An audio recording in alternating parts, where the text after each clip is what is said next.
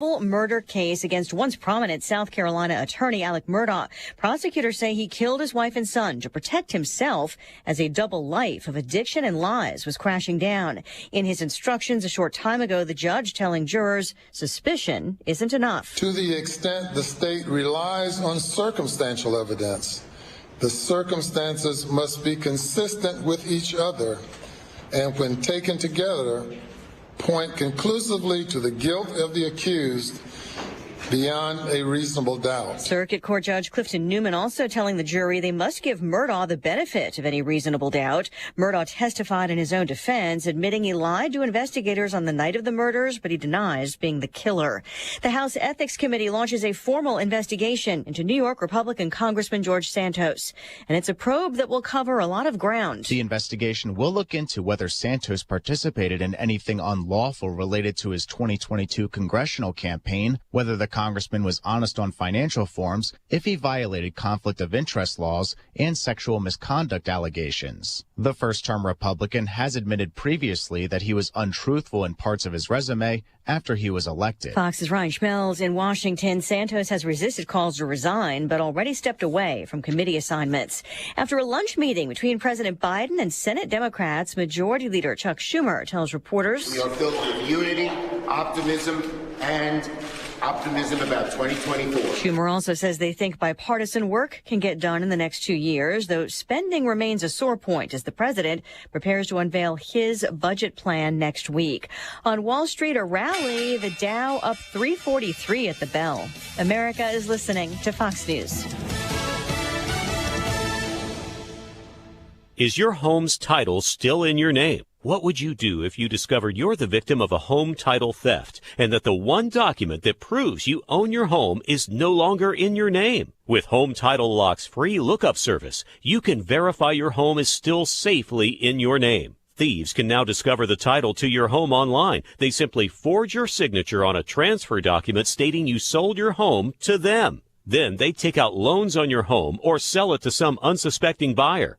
Homeowners insurance and common identity theft programs do not protect you. Home Title Lock does. Home Title Lock puts a virtual shield around your home's title to help keep criminals away. First things first, verify your home's title is still in your name with Home Title Lock's free lookup service. There's no obligation. It's absolutely free. Then register your address for 30 free days of protection. Visit HomeTitleLock.com/free. HomeTitleLock.com/free. The White House says President Biden still supports statehood for Washington, D.C., even though he's prepared to sign a bill that critics say steps on the district's authority to make local decisions. He believes by signing this into law that it will protect communities, and so that matters. White House spokeswoman Karine Jean-Pierre notes that the D.C. mayor objected to what the D.C. Council proposed, including changes in the way certain crimes are prosecuted. 2 Republican-led resolutions would overrule the council's decision. President Biden says if that reaches his desk, he will sign it. There's a renewed push to make daylight saving time permanent. A bipartisan group of 12 U.S. senators just reintroducing the bill nearly a year after senators voted unanimously to stop changing clocks twice a year. But that bill never got a vote in the House, where lawmakers disagreed on whether to keep daylight saving time or standard time. Street racers get a warning in Texas. Harris County District Attorney Kim Ogg sharing a warning following recent illegal street takeovers and racing in Austin. If you participate in criminal activity with your car that endangers other people's lives and you insist on taking over our streets, we will take over your cars. Saying almost 200 cars have been seized in connection to nearly 1,000 related cases in the county since last year. It's dangerous, it's criminal, and we're going to make sure that we put a stop to it. Harris County Sheriff Ed Gonzalez. Recent street takeovers in Austin leading to at least 7 arrests. Texas Governor Greg Abbott launching a traffic crime task force. Kristen Goodwin, Fox News. Recapping the Wall Street rally, the Dow up 341 points. The S&P and the Nasdaq also gaining ground after a Fed official offered hope that the central bank might not ramp up rate hikes despite some recent hotter than expected inflation reports. Elisa Brady, Fox News.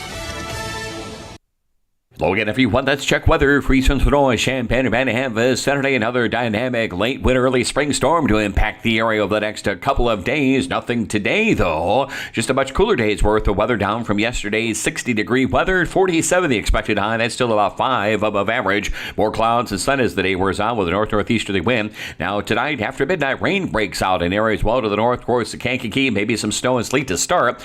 Temperature to about 37. The increasing northeast to north wind. That'll hit 40 to 45, close to 50 mile per hour gusts for the day tomorrow. That'll be a horizontal rain. That'll be heavy at times. We're predicting an inch or two worth of rain. Watch for plenty of ponding and standing water out there. There may be a little snow and sleet mixed into the north and northwest to start the day off tomorrow and tomorrow evening as well, with no real accumulation expected here. Low down to 28, partly sunny, and about 46 on Saturday.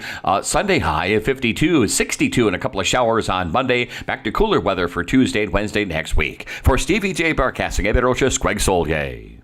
Ignition sequence start. 5, 4, 3, 2, 1. Liftoff. Check. I literally just create madness. Well, they're up. I'm going to go off here. They don't have a great quarterback. I got to take a break. I'm getting in trouble. To win the Big Ten, you first got to win the West. Bad Bunny. Have you heard his name in a while? No. Has it bothered you? No.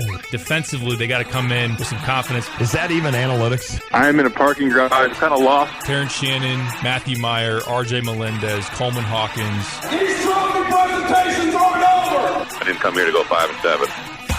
I'm so proud of Illinois football right now. I'm so tired of Joel Embiid. We're not taking Patrick Corbin. I want to bet the Bears. Oh. You are Reba McEntire's niece. Roshan Russell. Coach Bielema. You no longer salute to yourself. What? We got all kinds of things for you here. There's a lot of glass. Oh. Guys, we have breaking news. Uh-oh. It's The Drive. Smack Dogs. Thunderstruck.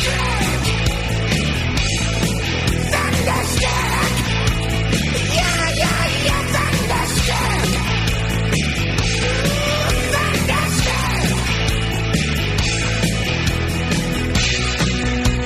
Oh, yeah, the Floribama, baby. Look out. Welcome, Lon. Glad you finally arrived. All right, it is The Drive. Good morning. It's The Drive with Say and Piper, Lonte, Derek Piper. No Kyle, but he is going to join us today. He's going to join me because you're going to sneak out of here. You've got a game to cover tonight. I didn't know if you knew this, but there is a game over at State Farm Center. I was told, yep. Probably ought to be at. So it's going to be me riding solo second hour, but it's going to be a fun hour. We're going to visit with Kyle, the intern, who's going to be in line for – he's probably already there, you think? I don't know what time that starts. For his sake, I would hope so. I would think so, too. 3 hours before tip-off. Okay. I know they get let in, I believe, 90 minutes before. Is that right? Okay. So he's going to be in the Orange an hour, Crush. somewhere in that range. I love it. So we'll visit not that with cold Kyle. out. So No. he's fine. It's actually a pretty nice day. So, jeans and maybe a little hoodie? Yeah, a little hoodie, maybe kind of thing. You're good to go. And then Ira Weintraub is going to join me at 4:15. He is a Michigan insider. I have to look up. I got to be official with Ira and look up exactly how to, announce him. So, but Ira's going to be joining me around 4:15, and we'll kind of finish off with some Brad Underwood sound before we get to the 6 o'clock, the game, obviously tonight at 6. There's a couple of things I wanted to visit with you about, and none of them are good with regards to this game tonight. Okay. So I was reading your 3 picks. 3 keys and a pick. 3 keys. I always say that. I'd rather give 3 picks. That way I get closer to getting it right. And I won't give away your pick until the end of this hour when you give it away. But 3 keys and a pick. And as I was going through there were a few things that stood out, some that we've touched on. The fact, number one, that really jumped out at me today that I thought about, and I don't know that you addressed it in that, but I remember, right, that Terrence Shannon was going to go to Michigan. Is that right? I asked him about that, not as forward as saying you were going to Michigan until you didn't, but I said that they were heavily involved in your recruiting process. Hunter Dickinson was very vocal on Twitter. Oh, that's right. Going after Texas Tech for not approving something on the academic side to allow him to get to Michigan. But the narrative coming on the Michigan side was that it was an academic reason that they didn't allow him to graduate early enough to get into Michigan as far as enrollment. Interesting. And he had taken an official visit there. There was pictures of him and Hunter at dinner there up in Ann Arbor. And as far as I'd heard, it was trending towards him going to Michigan, and then it flipped. Couldn't really get him in, and Illinois was able to swoop in and make it happen. The irony that Illinois fans for years, rightfully so, have complained about the academic standards that sometimes keep Illinois from recruiting a certain player because maybe he doesn't fit what Illinois is wanting, and it's a standard essentially that's higher than what the Big Ten requires, right? So the Big Ten requires a certain standard, then Illinois is above that. Now, there's other schools like that. It's not like Illinois is exclusive to that. But Northwestern, obviously. Yeah, but it is funny. It is funny that we're like the team usually that loses out on that, and all of a sudden now we actually won one because of that. Yeah, Michigan, obviously a high academic institution as well. I think the issue was he still needed to finish up coursework pretty much all the way through the end of May. So maybe he had to take a 6-week class or whatever it was after that spring semester. I think he still had work to do to get that degree to then be able to transfer over to either Illinois or Michigan, wherever he was going. But Michigan, that was an issue apparently, and Illinois was able to get him in, and obviously he's been a huge addition. I wouldn't, if you're an Illini fan, you don't want to imagine what Michigan would look like if they had Shannon in addition to Dickinson, Jet Howard, Kobe Buffkin. That would be scary. They had a rough offseason. Like if they would have been able to get back Moussa Diabate, who you haven't really heard from, I don't know if he's playing in the G League or where he's at right now. Then Frankie Collins left, and they also were trending towards getting Terrence Shannon. Ultimately didn't happen. That's awesome that he ended up at Illinois, and I'm hoping that he goes off tonight. That would be fine with me. It would. I asked him, like, do you have what's your relationship like with Hunter? Do you have any? I know that he was also asked by someone else, knowing the fan feud that's gone on between Hunter and the Illini fan base, and obviously Michigan and Illinois on Twitter, going at each other constantly. I'm excited to see that play out again tonight. He downplayed everything. I don't think he didn't want to give Hunter or Michigan any bulletin board material. Makes sense. That certainly, makes sense. And maybe Matt was the one to ask if you wanted the real insight. Of course, he's like, it's just another game. But yeah, for Matt, that's true. All right, so there were three things. Number one, the Terrence Shannon angle, which you just covered. Number two, and I'm going to end with Hunter, but number two is the fact that Juwan Howard has never beaten Illinois in basketball. So it's funny how these two programs are kind of woven together a little bit due to the third part, which we'll get to with Hunter, now due to Terrence Shannon, essentially Michigan thinking they got him and they didn't get him, and then he comes here.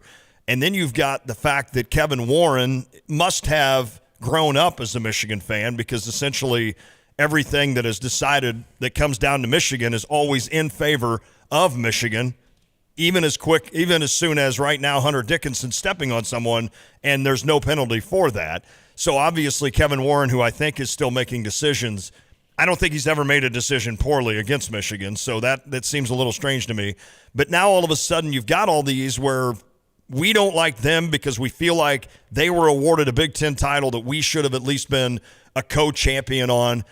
And the good news, though, is that Juwan Howard has never beaten Illinois, and tonight would be a good one for that to occur. And then number two, as you reported in your piece, Michigan has to win this game. I mean, this is almost they're on the outskirts looking in right now for the NCAA tournament, and this would be a nice quad one win on the road, obviously, for Michigan. So I'll let you talk to that. And then also, finally, the Hunter Dickinson thing that he, of course, stirs the pot with not just Illinois, but certainly Illinois has been in his crosshairs for the majority of his time at Michigan, and he's never beaten them.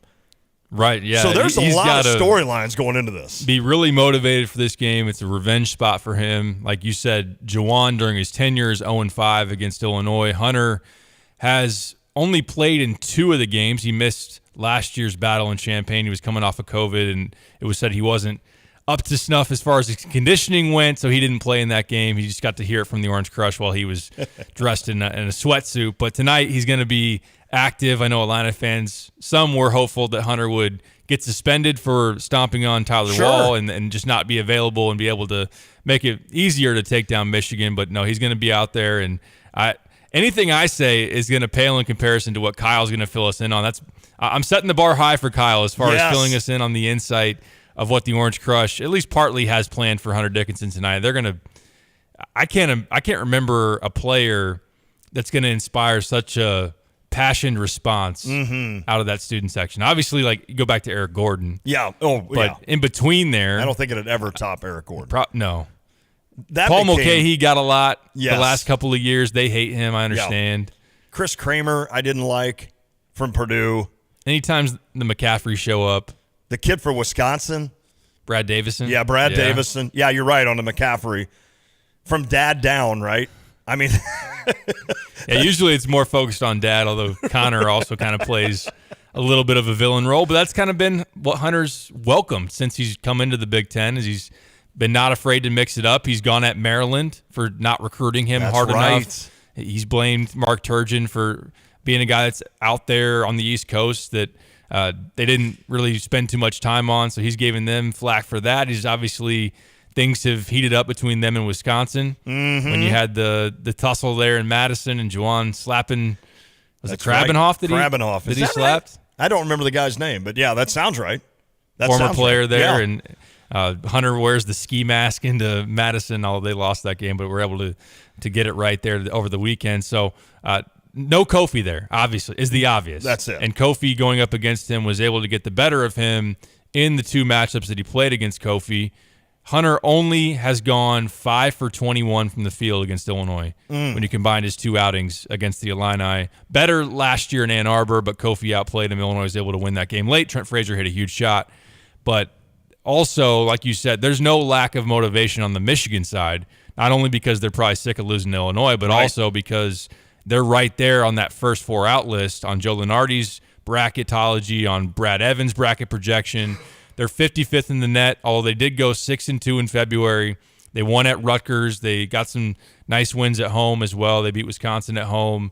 They beat Michigan State at home. So they've trended in a positive direction and put themselves in the picture. This one would really be big for them in their resume. So as far as Juwan Howard, too, maybe the text line, or you can fill me in a little bit better on this. I don't know what his record was as a player against Illinois. I don't know how the Fab Five did against the Illini back in the day, but as a coach, Brad Underwood has owned him. They beat him twice back in 2021. You had the home game. I think that was their first Big Ten home game here in Champaign. They beat him. Then Io hit that huge shot over Xavier Simpson. That's right. At Ann Arbor. They beat him during the COVID year when Io was out. And that was a top 5 ranked Michigan team, and Io was out. You're on the road. It seemed like Illinois was in a bad spot, and they just blew them off the floor, beat them by like 20. And then last year we were able to sweep them as well. You bring up a point about Iowa in that shot. You know what would be a cool segment this summer when baseballs rolls around and we don't have much to talk about would be remembering a player for a shot and go back through the years. The obvious, Nick Anderson at Indiana. You know, just things like that. It would be kind of cool to go back, like Eddie Johnson on the baseline to knock off number 1 Michigan State back in '79. It would be cool to go back and think about Tyler Griffey, the inbound against Indiana. It would be cool to see that. Didn't John Eakey hit like a game-winning 3 one time? At Iowa, I think? I think it was at Iowa, yeah. So I don't want to do that now because we got plenty to talk about now, but that would be kind of a cool, if we can remember that. You're the young one, you have to remember this. During the summer, that would be kind of a cool thing to go through because I know a lot of people would have memories of certain shots. Maybe they were at a game when it occurred. So we'll do that sometime and go through that. I'm interested in what you just said as to how Juwan Howard did against Illinois. I'm efforting right now. Because he essentially was, the rumor was that he was he the one that was going to come to Illinois? Now, you had LaFonso Ellis back in the day that basically said he was really considering Illinois heavily until all the sanctions happened due to Bruce Pearl. And then LaFonso Ellis ends up going to Notre Dame, right? And then the story from there. But I was also thinking that Juwan Howard was a guy that was maybe looking at Illinois pretty heavily. I could be wrong on that, though. No, I think that's part of the story. He was seriously considering Illinois until the probation happened. Until the probation. So I know Illinois wasn't the best team in the world after the probation, but they were still pretty good for a year or two after. I think even after probation. I can remember I thought one year that they went to the NCAA tournament and lost to Georgetown, I think. And that was, I remember with TJ and I think Dion and that crew. But then it kind of went slim there for a while after that. But, no, that's a great point to see how Juwan did against Illinois. I have the answer. You've got it. He played the Illini 6 times during his 3-year career at Michigan. How did you find that fast? I looked up. So sportsreference.com is an awesome tool that goes all the way back into, like, as far as team stats and everything, you can go as far back as you possibly can, really. You realize you young people could be making hundreds of thousands of dollars by just teaching old people like me how to get to things on the computer. Perfect. I mean, I'm serious. Where do I sign up? You could run a class like once a week right here in SJ Broadcasting, and you'd probably get like 40 people my age coming in, like with no idea how to Google. I mean, we know how to get there. 28 minutes later. Where you need to look. Right. I mean, I would make it quicker for you. I would eventually have found that. Yes. But it would have been at the end of the show. Like at 4:55, I would have been like in closing. It might have broke your will. Like after the first 20 to 30 minutes, you're like, it's not that big of a deal. Doesn't matter. Oh, yeah, Bill's right. Quanzo was also looking at Illinois. That's right. LaFonzo's older. Okay, he went to Notre Dame before the sanctions. My fault. That's Quanzo Martin. Good call, Bill. Thank you on that. Okay. Yes. I'll shut up now and hear about Juwan. Do you want to take a guess in his 6 games with Michigan, how he did? I'm going to go down the middle. I'm going to go down the middle with the 3-3. That each team won 3. Juwan Howard as a player was 6-0. Oh, no. Against Illinois in the early 90s. Oh, my goodness. I wish I could find the box score to this game as a sophomore in Champaign. March 10th, 1993, an overtime battle where Michigan beat Illinois 98-97. Woo! Gee-money. That was 93? 1993, his sophomore year. My goodness. And of Michigan course, went on to the national title game and lost to North Carolina. Lost to Carolina that year. Chris Webber called timeout when they didn't have one. Oh, yeah. Remember, you had Chris Webber, Ray King, Jalen Rose, Juwan Howard, and who am I missing? Who was the fifth? The Fab Five fifth. How did I get Ray King? Well, is it Ray King? Is that right? I think that is right. King is definitely one of the... Ray King. Right, Jalen Rose. Yep. Chris Webber, Juwan Howard, Jimmy King. And Ray Jackson. Ray Jackson. Okay, I put them together. Ray King. All right, Jimmy King and then Ray Jackson. Okay, wow. They also lost in the final their freshman year to Duke, though they got blown out 71-51. So they went to the national title twice. The second time was the timeout. Of course, they didn't actually go because they vacated. Right, yeah, they put those banners in the box. If you saw the Fab Five, which I think it's a really good ESPN 30 for 30. Yeah. They go back into that, whatever room it is in, like a maintenance closet. Oh, I haven't seen it. And they have the banners like in a box. Do they really? Oh, man. Can you imagine somebody finding those, down the road or buying those? They should auction those off. They'd make a lot of money on that. That would be cool. Very cool. Yeah, that was one hell of a team. That was one hell of a squad. And they got in trouble because they were like, who was the dude? There was a guy that was like funding or something. That's why they got in trouble. I think he was from Detroit. I just can't think of his name. But, yeah, that was a good team. That Duke team they ran into was really good. That was Hurley, I think. Hurley and – is that right? Leitner? Hurley, Leitner, Grant Hill, I think, was on that team. Cherokee Parks. If you ever needed to hate Duke more than you do, just realize they had a dude named Cherokee Parks. And Marty Smith or something, he was like – he had the 90s hair that was a little long, and he'd flip it back, wherever you're like, man, that dude, that elicits some bad thoughts. I think all you'd have to do is look at Leitner. Yeah, that's it. Christian Leitner's the guy, yeah. He's the guy that started the stomping on people. He stomped on Aminu Timberlake from Kentucky. Do you recall this? I don't. Aminu Timberlake, it was during, I think, it was the game. It was the game that considered the best game ever. When Leitner hit the turnaround to beat Kentucky, I think that is considered the best NCAA tournament game that's ever been played. And in that game, Aminu Timberlake had fallen, and Leitner stepped on his stomach or his chest. Well, the reason that it really pops out to me is Aminu Timberlake ended up transferring from Kentucky to SIU Carbondale and was a Saluki. So that was always something that was kind of neat that we kind of focused in on, the step. But, yeah, certainly that game where Leitner hit that turnaround, and, it's considered maybe the best NCAA tournament game ever. But, yeah, you're right. Just pick a Duke player. Now, Grant Hill's, super nice. Seems like it, yeah. I mean, yeah, he seems like he's one of the nicest people you'd ever meet, but yet he's played for Duke. So, I mean, he would, I remember they do stories on him, and he was, playing the piano, and, it's just and then his dad, played in the NFL, I believe. So, yeah, that Sean Higgins is a guy that was not on the Fab Five team, but Sean Higgins was on the 89 team that had the putback bucket to beat Illinois in the Final Four that season and then go on to beat Seton Hall to win a national title with Andrew Gaze from Australia. Man. Back to Juwan Howard real quick as a player. According to a Sun-Times article back in 1990, he was considering Michigan, Michigan State, Kentucky, Arizona, Dayton, Marquette, and Illinois. Man. He ended up cutting Illinois from his list after Illinois went on probation, but he was visited at one time. He had received 3 college visits by coaches up to his home there in Chicago by Lou Henson, DePaul's Joey Meyer, and Michigan's Steve Fisher. You know where Steve Fisher's from? I don't. Herrin, Illinois. He's from Herrin, which is where Itch Jones is from.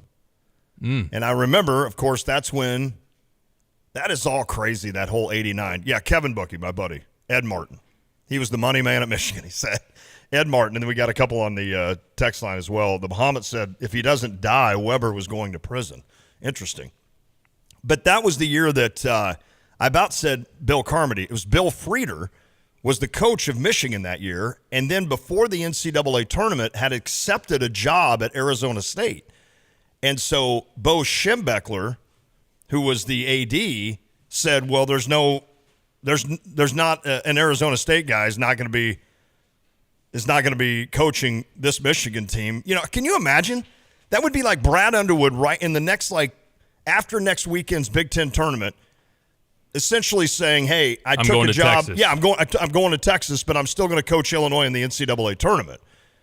That would be strange, right? So that's what happened, and Bo said, So he elevated Steve Fisher, who was an assistant on that Michigan team, to head coach, and Fisher promptly went 6-0 and won a national title. Is that crazy? And then we come to find out he's from Herrin, Illinois. And I'm like, that's just another one of those that's so Illinois. Right. Like some dude from Herrin, Illinois ended up coaching against what some would say is your best team ever, that 89 squad, and beating them. Sorry, I've gone down like a path of... To circle it back, the opportunity tonight not only is to make Juwan Howard 0-6 against Brad Underwood, but you could even the score. He was 6-0 as a player. Right.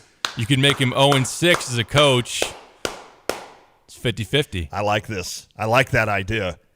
I guess the point I was making 25 minutes ago is that I feel like... We're just tapping into the history. We are.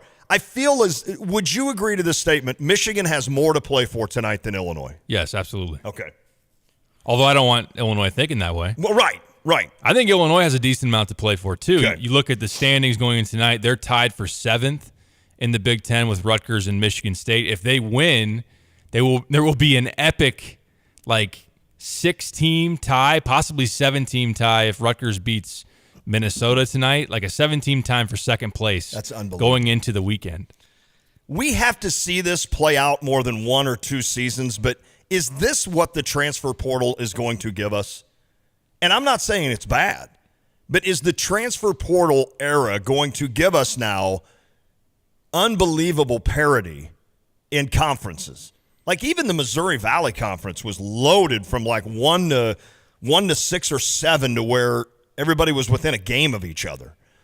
I wonder. Now, again, it's easy to just take this example and say, next year it might play out where there's only 1 team in second and maybe 2 in third, like it normally does. But to sit there with 6 or 8 teams or whatever in second place with 1 to go, It's pretty wild. In recent seasons, we've seen more of a bunch at the top going into the final week. That is true. The Big Ten title's been on the line. It could still be, well, actually, I think with Northwestern losing that last night, Purdue is all good as far as an outright title. Okay. So Illinois. Is that correct? I think. Yeah, because I think Northwestern had to run the table too. If Michigan wins tonight, they'll be 12-7, but Purdue's 13-5. I think that.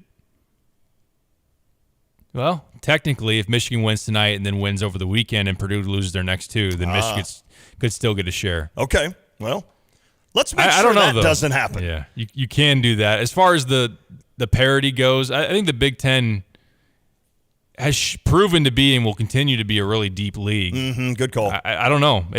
When you have the type of turnover that we saw, especially last year, because it was a unique circumstance where you had a bunch of fifth-year guys who opted into the COVID year left. Oh, yeah. Then you had NBA guys that last year was the most NBA draft picks the Big Ten had since like the early 90s. They had like 8 or 9 guys get picked. So that type of turnover maybe evened out the playing field a little bit more, but I don't know. That'll be interesting to monitor. Good info. That's really good info on that. So, all right, when we come back, there are a couple of seniors on this team, and I wanted to play a little snip from whatever a snip is from Brad Underwood on Matthew Meyer and Terrence Shannon. He talked a little bit, went into more detail about those two guys. Do we know if Jaden Epps is playing? I'm going to have you tell me when we come back whether you know or not. Tease. That's a tease. And then I want to kind of break down Michigan a little bit more. It's a younger team, but I want to ask you what that youth means for them. Guys like Jet Howard, some dude named Doug, just Kobe Buffkin, D-U-G, Doug McDaniel. Yeah, you got D-U-G, you got Buffkin, and you got Jet. I mean, it's pretty cool names. And then, of course, you got Hunter. So I want to kind of break down Michigan with you. Again, next hour, we'll visit with Kyle, the intern. He's in line for the Orange Crush seats. He's hoping to get, I guess, down low. So we'll talk to Kyle, from the actual line. And then Ira Weintraub is going to join me at 4:15 to kind of break down Michigan from his end. And then, of course, we'll finish with a little Brad Underwood as we get ready to roll.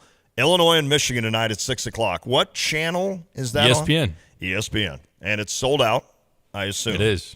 So there you go. So if you're not going, you can watch it on ESPN. All right, I got to get busy. Hey, whether you want to travel, move to a warmer clime, head to the Floribama for a Bud Light, or invest in a hobby. You have dreams for retirement, whatever they might be, the experts at Busey Wealth Management recommend saving 10 to 15% of your annual income to help you achieve that. And the best way to save, there's two of them. How about an individual retirement account? That would be what's called an IRA. And, of course, there's two different IRAs. There's a traditional IRA, which you invest earnings that grow tax-deferred until withdrawn. Then they're going to get you. Or you can put it in a Roth IRA, which is taxed at the time of contribution. But those earnings then down the road can be withdrawn tax-free. That, again, is the traditional IRA and a Roth IRA. Also the 401k, which a lot of us know about. Hopefully your business has a 401k that you can contribute to, and maybe even they match to a certain point. If you're trying to decide, by the way, between all of this, just go to the Resource Center on Busey.com, or even better, call and talk to a Busey Wealth Management professional. They will help you determine what the best strategy is. Busey, 1-800-67-BUSEY, or visit Busey, member FDIC. Gear up to support your Fighting Illini basketball team this season at the official fan store of the Fighting Illini, Game Day Spirit. Shop their great selection of basketball t-shirts, sweatshirts, and NIL jerseys as you cheer on your Fighting Illini. Visit them at the corner of 6th and Green in Campustown, Neal and Kirby in Champaign, or online 24/7 at GameDaySpirit.com. Game Day Spirit, where Illini fans shop. Hi, this is Steve from Good Vibes. And this is Luke Goody from men's basketball. Luke, it's great to have you back on the floor. We hope to see a lot of you in March. I was pretty sure we get postseason games this year. I didn't want to miss out. Most of us will be glued to the TVs for the tournament. I don't want to watch it on TV. Right, you want to have TV watching you and Terrence, Matt, and the whole crew. I watched plenty of footage of our games, win or lose, plus whoever's next. Too bad you can't watch those on a Sony OLED. I know, right? I saw how great those look in your store, and they're so thin. The Sony OLEDs have the best picture, the best sound, the easiest operation. We love them. I saw your repair bench. Can your team really work on those if they need it? Good Vibes has been a Sony service center forever. You can fix them, install them, and explain why you want this one versus that one. We know Sony like Coach knows X's and O's. I believe they're good, but aren't they expensive? Short answer, no. Come into Good Vibes in March. You can get a 55-inch Sony OLED for $12.99 and deals on sizes up to 83-inch. Well, that sounds good. Game films probably would look better. Speaking of that, I got to practice and, watch some more of that film. Better you than me, Luke. John, do you remember what you were doing, say, about 10 years ago? About as good as recalling what happened last week. Right. Well, if you purchase, say, a dishwasher at Dick Van Dyke Appliance World 9 years and 364 days ago, it'd still be covered. By the famous 10-year protection plan, of course. Well, it's included with most purchases at Dick Van Dyke. And according to one Google reviewer, they still had unmatched prices and helpful people who delivered and set up the appliances without hassle. The review mentions that they shopped around, did the comparison, and still found the best value at Dick Van Dyke. So can you really not recall what you did last week? Can you? Now that I think of it, not really. This is Dennis Reekin, chairman of Dick Van Dyke Appliance World. Our exclusive 10-year protection plan comes free with most appliance purchases, and we still beat any competitor's deal. Wow! Dick Van Dyke Appliance World. When you buy from us, you get the whole store. Want unbeatable prices on your next furniture purchase, but also seeking that local hometown feel? Look no further than Kelsey Furniture in Tuscola. Customers rave about their friendly, established staff, as well as their great selection, amazing prices, and second-to-none delivery service. They're a third-generation local business, and they've always got your best interests at heart. Find the look you love for less. Open 9 to 5 Monday through Saturday, but always available online at kelseyfurniture.com. That's kelseyfurniture.com. Dr. Michael Schlosser, Director of the University of Illinois Police Training Institute. So I'm a very positive, optimistic person, and I have been training recruit officers for quite a long time. I was a cop for 20 years before that. We just need to realize that the majority of all people in the United States appreciate the work we do. But the goal would be to try to gain the confidence and the trust of every citizen. And I know that sounds like a lot, especially in today's world, right? But there's things that we can do. Non-enforcement contact.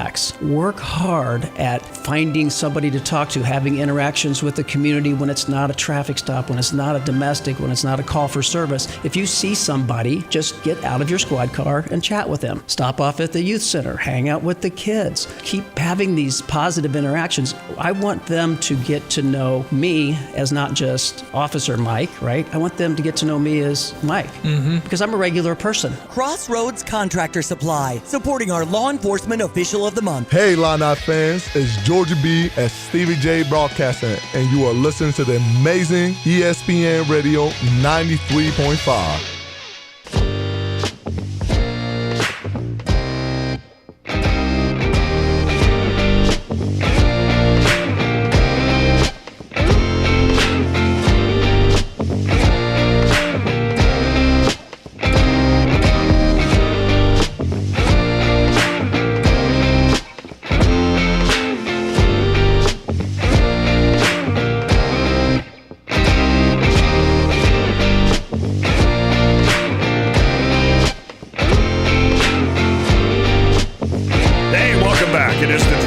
ESPN Radio 93.5, The Drive with saying Piper.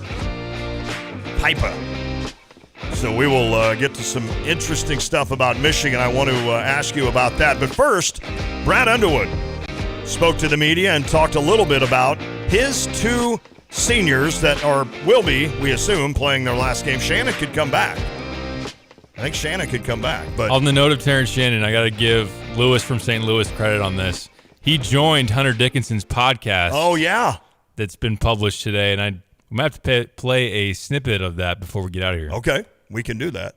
Here's quick Brad Underwood on his senior. Senior day, hard day. It's a day that I look forward to, And yet it's not without its emotional challenges with TJ and Matt, both transfers who have impacted our program at an extremely high level, have come from winning programs. Our two top scorers, two guys that have found success within our program, two guys that have become leaders within our team. They've handled themselves off the court every bit as well as on the court, in terms of helping grow our culture and keep our culture. And I'm very, very thankful for both their times here in the program. Obviously, Matt coming in as a grad, being right into grad school and in sports administration, kinesiology undergrad from Baylor, and to see his progress throughout the course of the year, going from a guy who struggled early, it took him a little bit, to a guy who's been performing at a all-league level. And then, Terrence from day one, work ethic, his attention to detail, his commitment.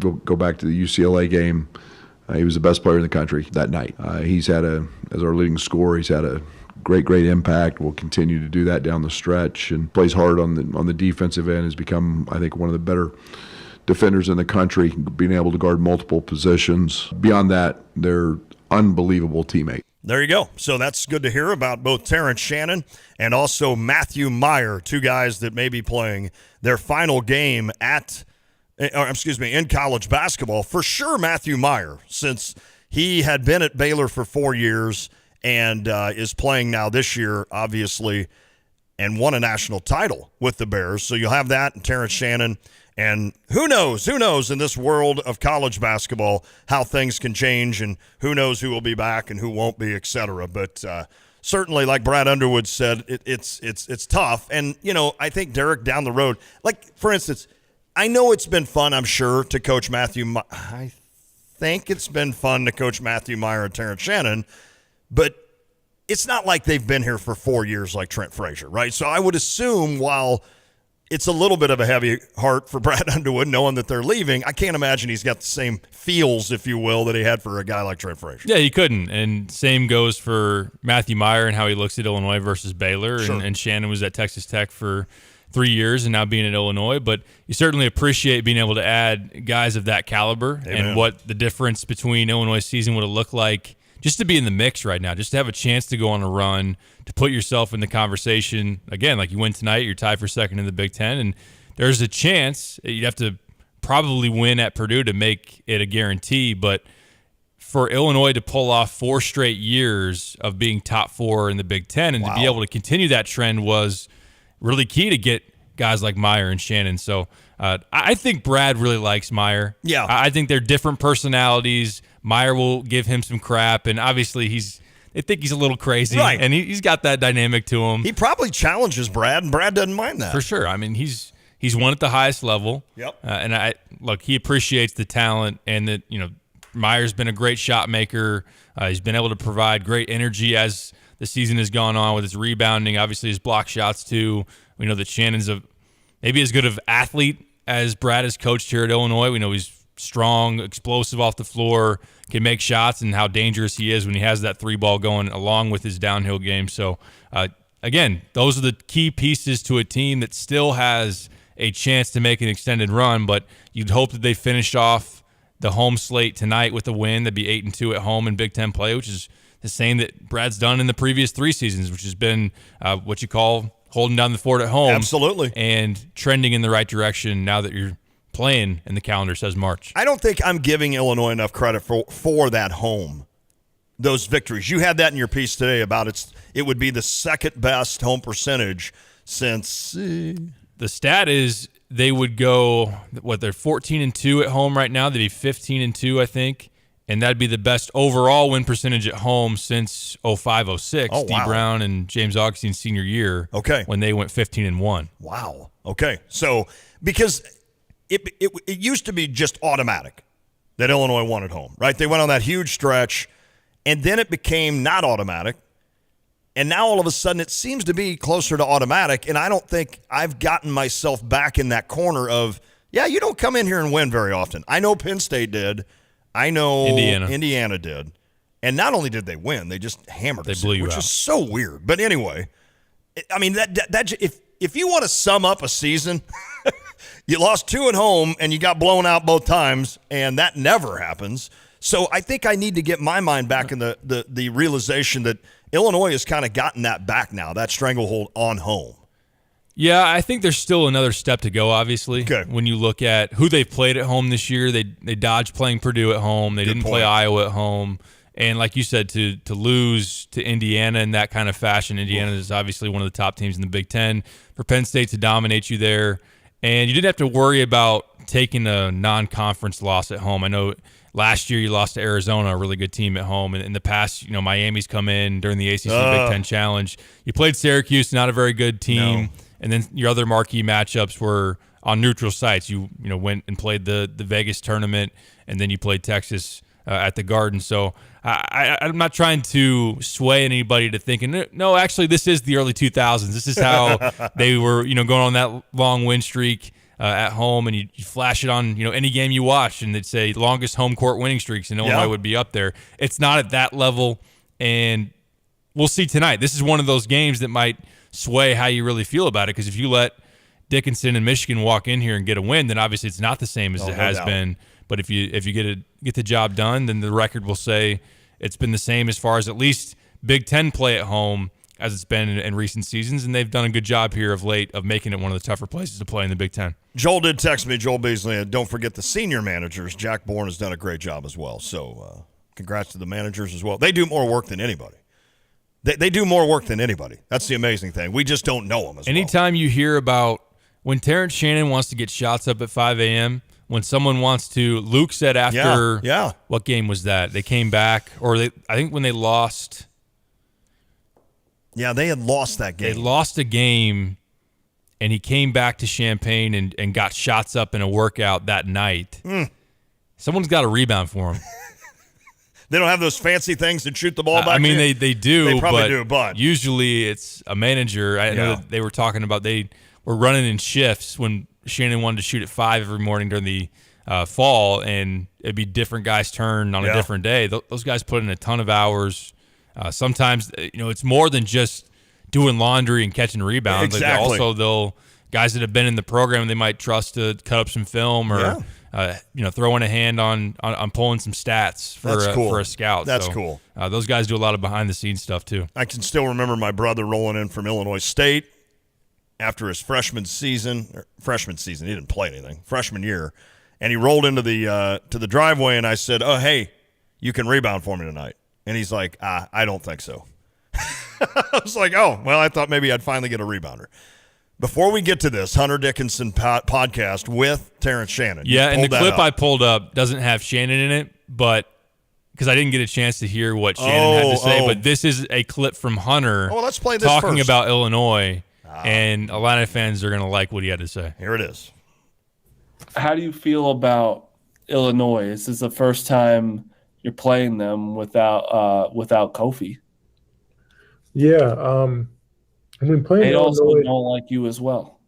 Yeah, they don't like me stemming back to comments I made my freshman year about them arguing about if they should have won the Big Ten or not. And then that kind of stemmed into a little bit of a rivalry because of the comments and then last year. But I feel like it's not really that much of a rivalry anymore because, like, it can't be really a rivalry if we haven't beat them. Like, a rivalry has to be, like, when it's, like, back and forth. Like, Michigan State, Michigan is a rivalry because I'm 2-2. Yeah. In games versus Michigan State. I've never beat Illinois, so it's not really a rivalry. I can't really say it's a rivalry because we've never won, and so... You need this one, then. Yeah. No, this would be really nice. Is this the only team in the Big Ten you haven't beaten? Yeah. It's the only team we haven't beaten. Yeah. Illinois is the only team you haven't beaten in your career. So, like, you have to win this game. This would be huge because, we've never beat them. He almost sounds sad. He does, right? You almost are like, okay, he's not as bad as... Nah, never mind. I did not expect that. I assumed that he would still say something that would... I assumed he would, like, expound on, they were whining about sharing the Big Ten title with us, and they're still whining about it, and whatever. But he totally went the other direction there. That is not aggressive, throwing shots arrogant Hunter Dickinson that we're used to hearing. It's the opposite, right? He's going with the opposite approach. Like he doesn't he's playing want mental mind games with both us. of these sides don't want to give anyone on the other side any extra motivation tonight. Oh, yeah. He's going to play sad puppy dog in that podcast to make sure that there's nothing played in the locker room beforehand. And like I said, Shannon didn't really have a whole lot to say about Michigan and Hunter on the other side either. That's amazing.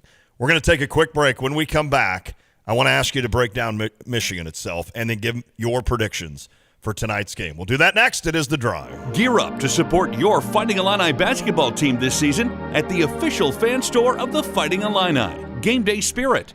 Shop their great selection of basketball t-shirts, sweatshirts, and NIL jerseys as you cheer on your Fighting Illini. Visit them at the corner of 6th and Green in Campustown, Neal and Kirby in Champaign, or online 24/7 at GameDaySpirit.com. Game Day Spirit, where Illini fans shop.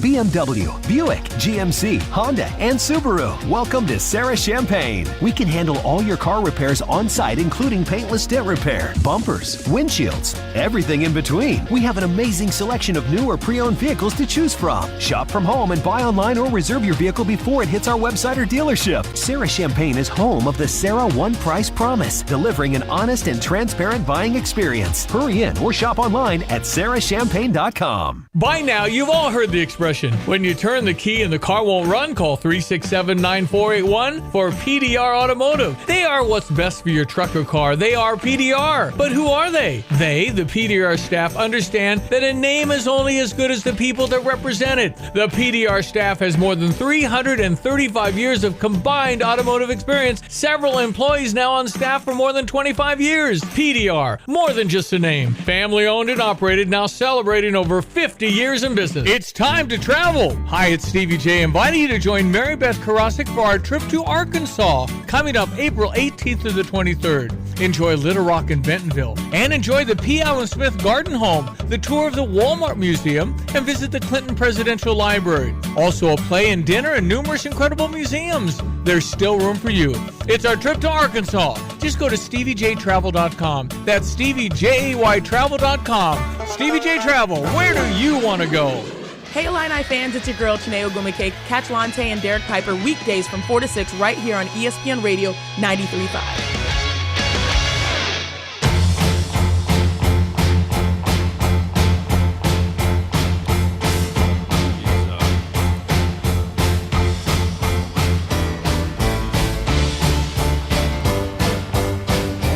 It is The Drive, ESPN Radio 93.5. Lante, Derek Piper. Caridia Shelby is here with us as well, but she's going to join me next hour because Piper is too good for us and is leaving. It's not true. So, wait, no, that's actually her job. You got to go cover this Illinois game. So what? We haven't seen Michigan all year.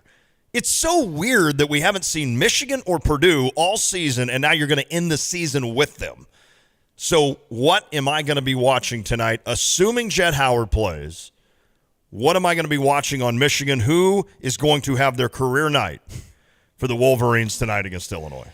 If I were to bet on it, Kobe Buffkin is the one that probably scares me most about the matchup. He's a 6'4" guard that, as a freshman last year, only averaged about 3 points a game, but he's really exploded this season. And he's a lefty that's athletic at 6'4", can get downhill, shoots the three decently, like 37% from the beyond the arc in Big Ten play. So he's got that ability as well. So Michigan has played through him more and more down the stretch of this season, which has, I think, been a big part of why they've gotten hot through February and now trending into March. Jet Howard's missed the last 2 games. He's a very talented shot maker, a guy that's projected in the middle of the first round, 6'8", pure stroke, can really get it going. Like, he put up 34 points at Iowa earlier this season, hit 7 threes. So he's someone that, if you're going to double Hunter, which I'll get to, I think you have to, you can't leave Jet Howard, especially let him get shots early. He's coming off an ankle injury, didn't play against Wisconsin or at Rutgers, but he was a game-time decision in the last game, went through warm-ups and everything.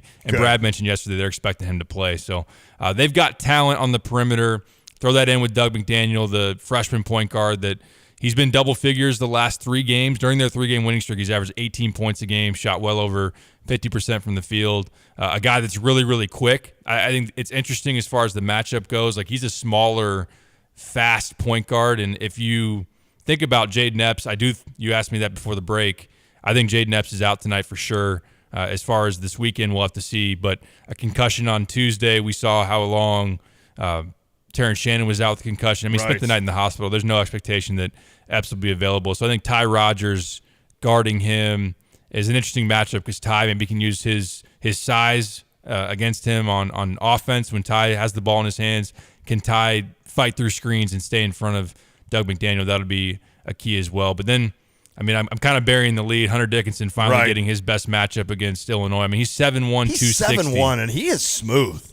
He's really skilled around the basket. He really likes to get to that left hand, but he can score it either way. If you sit hard on his left, he can drop step and hit you with the right as well. Of course, can step out and shoot that 15 to 17-foot jumper, even the three on occasion. He's going to have 4 inches on Dane, so I don't want to see any instance where he's one-on-one with Dane, and I think he's too powerful for Coleman. So I think Illinois has to double. I think they did a good job of doubling TJD in Bloomington. That was a big reason why Illinois was in control of that game for as long as they were.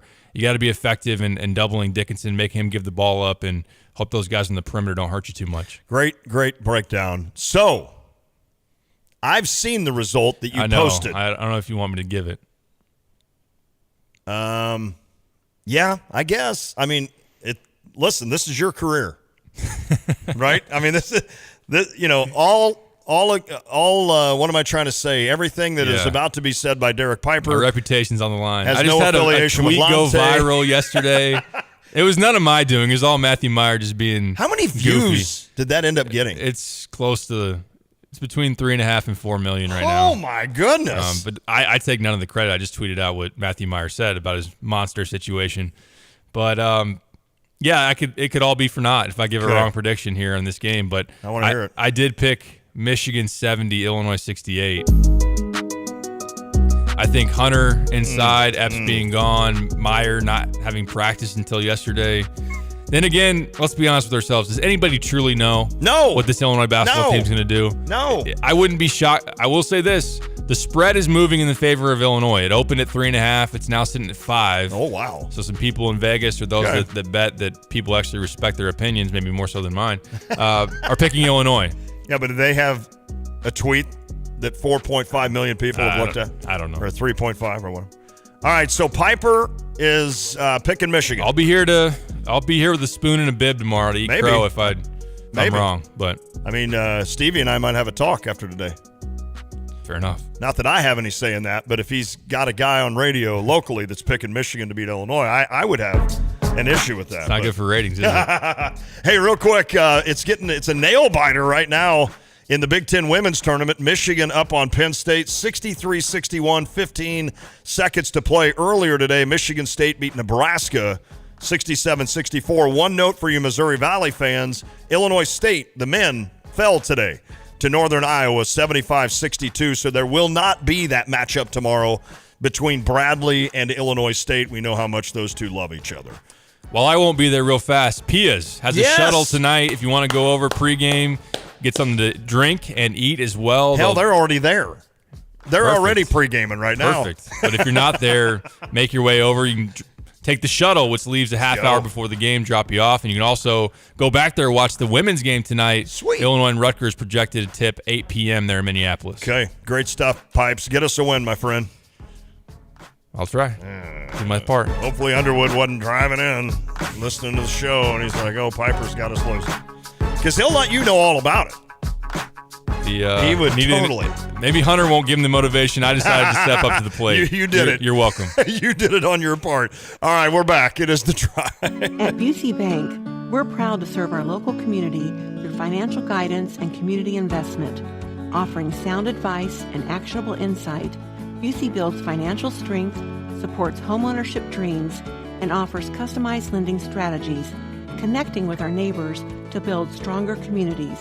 Busey Bank, Equal Housing Lender, member FDIC.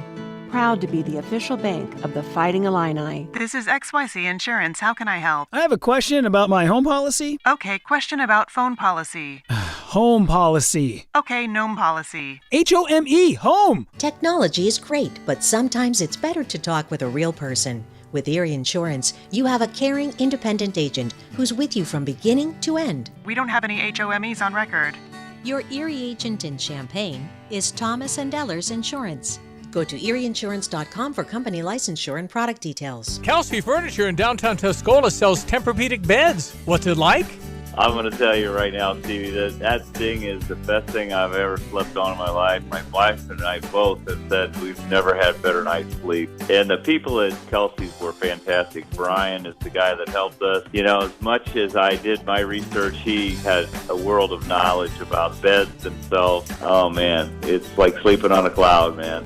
Kelsey Furniture, downtown Tuscola. You're listening to WSJK ESPN 93.5 Tuscola, Champaign-Urbana, your home for the St. Louis Cardinals.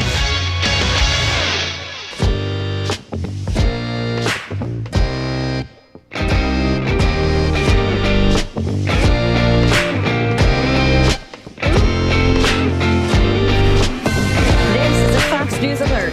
Jury deliberations begin on Lisa Brady. They're deciding the fate of Alec Murdaugh, the former attorney accused of killing his wife and son in South Carolina. You are the finders of the facts in this case. With those words, Judge Clifton Newman sent the jury to deliberate. The 12 will consider 4 charges: murder of Paul and Maggie Murdaugh and possession of a weapon to commit a violent crime in the murder of each. The defendant may be convicted or acquitted on any or all of the offenses charged. Convictions on any of the counts could mean 30 years to life in prison. Prosecutors decided early on not to seek the death penalty in this case. Fox's Renal Scott, the Pennsylvania man accused of trying to bring a bomb onto a plane earlier this week at the Lehigh Valley Airport, will remain held without bail after a court appearance today. 40-year-old Mark Muffley was heading from Pennsylvania to Florida when a checked bag set off an alarm, prompting a TSA inspection. Officers found a confirmed explosive device with multiple fuses, a can of butane, a lighter, a wireless drill, and 2 electrical outlets that were taped together. During today's virtual hearing, Muffley's lawyer took issue with the description of the device. He calls it a manufactured firework. According to the criminal complaint, one of the 2 fuses on the compound was installed after the original manufacturing, so the device was tampered with. Fox's Nate Foy. Muffley has a criminal history that includes jail time, and federal investigators say he admits to using marijuana and meth. Former President Donald Trump can be sued by a Democratic lawmaker and 2 Capitol police officers over the Capitol riot. That's the opinion of Justice Department lawyers filing a brief today that suggests an appeals court should follow a lower judge's decision rejecting Trump's claim of immunity from the lawsuits. America is listening to Fox News. Is your home's title still in your name? What would you do if you discovered you're the victim of a home title theft and that the one document that proves you own your home is no longer in your name? With Home Title Lock's free lookup service, you can verify your home is still safely in your name. Thieves can now discover the title to your home online. They simply forge your signature on a transfer document stating you sold your home to them. Then they take out loans on your home or sell it to some unsuspecting buyer. Homeowners insurance and common identity theft programs do not protect you. Home Title Lock does. Home Title Lock puts a virtual shield around your home's title to help keep criminals away. First things first, verify your home's title is still in your name with Home Title Lock's free lookup service. There's no obligation. It's absolutely free. Then register your address for 30 free days of protection. Visit HometitleLock.com/free. HometitleLock.com/free. An Arizona jury is now deliberating the second murder case against Christopher Clements, accused of killing 6-year-old Isabel Celis in 2012. Clements already serving life in prison after being convicted of kidnapping and killing 13-year-old Maribel Gonzalez in 2014. Prosecutors say his cell phone was near Celis's home the night she went missing and where her body was left hours later. Also noting Clements told the FBI he could lead investigators to Celis's remains. found in the same location as Gonzalez's. Fox's Kristen Goodwin. Clemens denies having anything to do with Celis's death. The White House says safety is an issue with recent changes approved by the D.C. City Council, including lower penalties for carjackings. So President Biden will sign a bill overruling the council's vote if it reaches his desk. The mayor actually disagreed with what the D.C. Council put forward. And so now this is an opportunity to protect the community. That's the way the president sees this, to protect the community. Spokeswoman Karine Jean-Pierre says a willingness to intervene on this local issue does not change the president's support for D.C. statehood. A centuries-old tradition is losing its luster. The shoe shine stand, once as ubiquitous as barbershops, could be heading for extinction. The industry already slammed by the rise in casual workwear, getting further decimated in the face of the pandemic and remote and hybrid working. One decades-old shoe repair shop near New York's Port Authority bus terminal, for instance, seeing sales down 75% compared to before the pandemic. It's unclear if the do-it-yourself shiners are taking up the slack, while the maker of Kiwi, the biggest brand of shoe polish, has stopped selling in the UK because of softening demand. Some analysts are actually seeing the global shoe polish market expand over the next several years. Fox's Lillian Wu. Wall Street rallies after a Fed official's encouraging words about inflation. The Dow up 341. I'm Lisa Brady, Fox News. Ignition sequence start. 5, 4, 3, 2, 1. Liftoff. Check. I literally just create madness. Well, they're up. I'm going to go off here. They don't have a great quarterback. I got to take a break. I'm getting in trouble. To win the Big Ten, you first got to win the West. Bad Bunny. Have you heard his name in a while? No. Has it bothered you? No. Defensively, they got to come in with some confidence. Is that even analytics? I'm in a parking garage, kind of lost. Terrence Shannon, Matthew Meyer, R.J. Melendez, Coleman Hawkins. These trophy presentations aren't over. I didn't come here to go 5-7. I'm so proud of Illinois football right now. I'm so tired of Joel Embiid. We're not taking Patrick Corbin. I want to bet the Bears. Oh. You are Reba McEntire's niece. Roshan Russell. Coach Bielema. You no longer salute to yourself. What? We got all kinds of things for you here. There's a lot of glass. Oh. Guys, we have breaking news. Uh-oh. It's The Drive. Smack Dogs. Thunderstruck!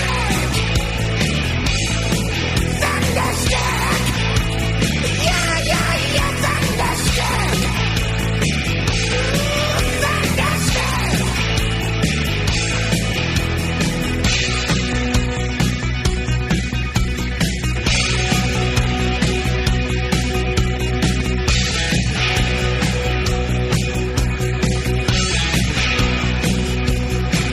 It is The Drive, ESPN Radio 93.5. The Drive with Say and Piper. I am Lante. Derek Piper was here. He just snuck out the side door, heading for State Farm Center, where Illinois and Michigan tee it up. I know that's a golf term. They tip it off, let's put it that way, at 6 o'clock tonight. Here in moments, we're going to visit with Kyle Tosk, our intern. He is in line for the Orange Crush, waiting to get into the game tonight. So we're actually going to take you on the ground into the Orange Crush line. So I'm excited about that, visiting with Kyle. Right now joining me is Caridia Shelby. Caridia is, I guess, it's not really an internship, or is it? I've been saying internship. Okay, the perfect. amount of information I'm learning, definitely an internship. That's awesome. All right, so Caridia is going to kind of sit and watch us for a few. Now, you got another job, so a lot of times you're not here every day, but obviously you get in when you can, and I'm excited to have you here. Now, you do outside of radio, not only with your job, but you also do some stuff with ESPN Plus as a sideline reporter, right? Like on the court. BTN Plus. Oh, correct. BTN. I'm yes. sorry. And that's through Illini Productions. Awesome. Great experience. Oh. Interviewing Shauna Green, Brad Underwood. It's the best. I can't imagine being able to have that ability when I was in college and just, when I was younger like you, because while we had a lot of chances to do things in the radio business, television-wise, we really didn't. We would do a story maybe so I could shoot a stand-up or something like that, and then we did the news, at night we would do sports, but we never had the ability to actually in a live game do something like that. So that's got to be an amazing. Like I'd be terrified to do that. Well, you'll see that I've been terrified once I show you my demo reel. Oh, that's right. Hold me to that. You and I had a real talk one night. Like it was a real talk, and you said I want to show you my stuff, and I said, listen, I will be as honest as possible because what is it helping you if I'm not? Doesn't help at all. And I'm guaranteeing you, I bet it's better than you think. But if I see things that I don't like, I'm going to point them out to you. So I think the most important thing is to just be comfortable, right? Just own the moment. And you see that with I always say maybe the most important thing an athlete can have, and I think it works for our media as well and our business, is an awareness. Like have an awareness of what you're doing, which means to me, and there's words you can loop off of that, which means to me confidence.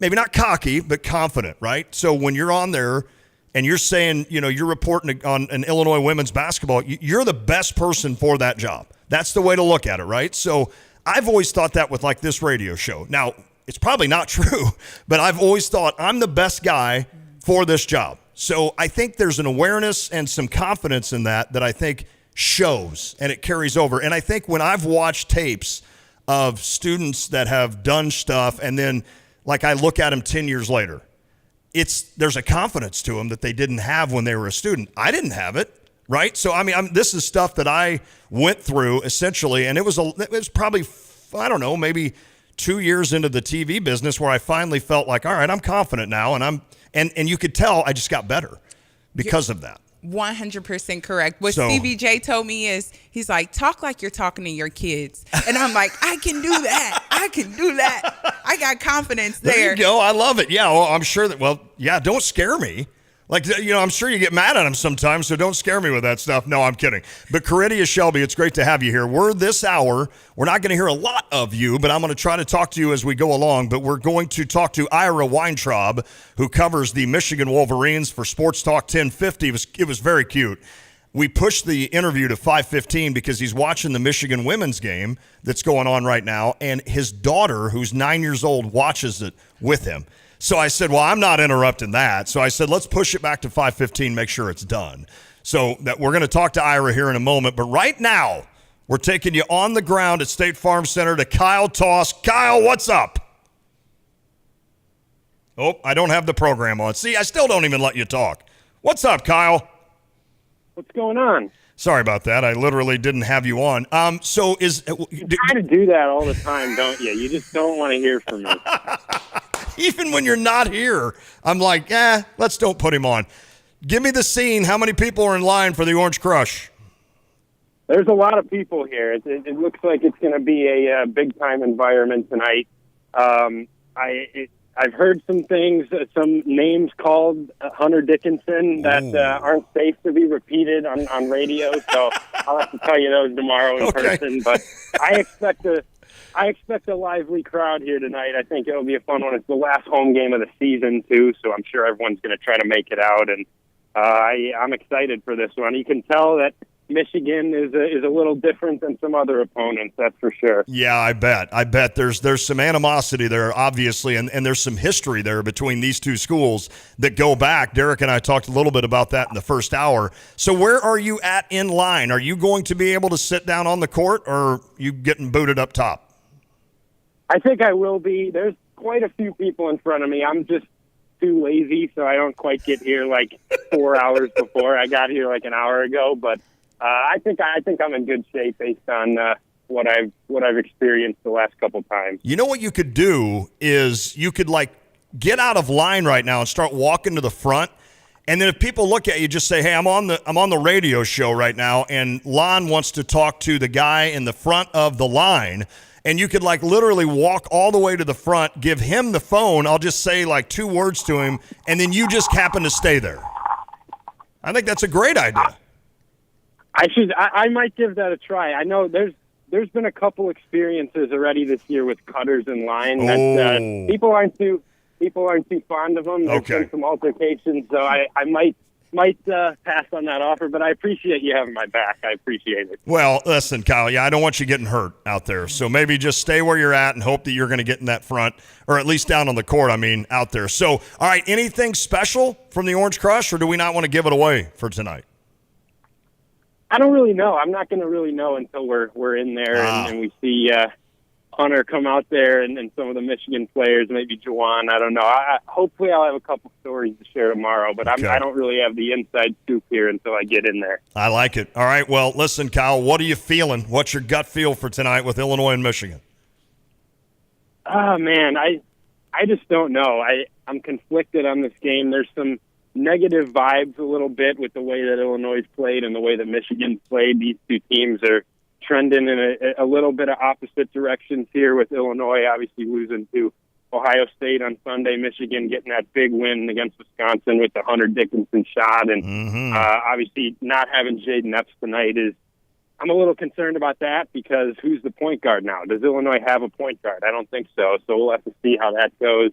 But I would hope that Illinois feels that juice against Michigan tonight. Illinois still has some work to do. I know Michigan probably needs this game more, but Illinois can't be getting complacent sitting here with 19 wins and continuing to drop seed lines. So I think Illinois gets it done tonight, but I'd be lying if I say I feel great about this matchup, but we'll see what happens. Fair enough. Kyle Toss from the State Farm Center, outside the State Farm Center, in line for the Orange Crush. Let's get it done tonight, Kyle. We'll talk all about it tomorrow. Let's do it. I'll talk to you tomorrow. Thanks for having me on. Okay, buddy. Thanks, Kyle. That is Kyle, the intern. He does a great job for us. He does a really good job. I saw him in action with his computer up. Oh, I know. The bracketology. Yes. I'm like, okay, Kyle, I see how you earned your stripes here.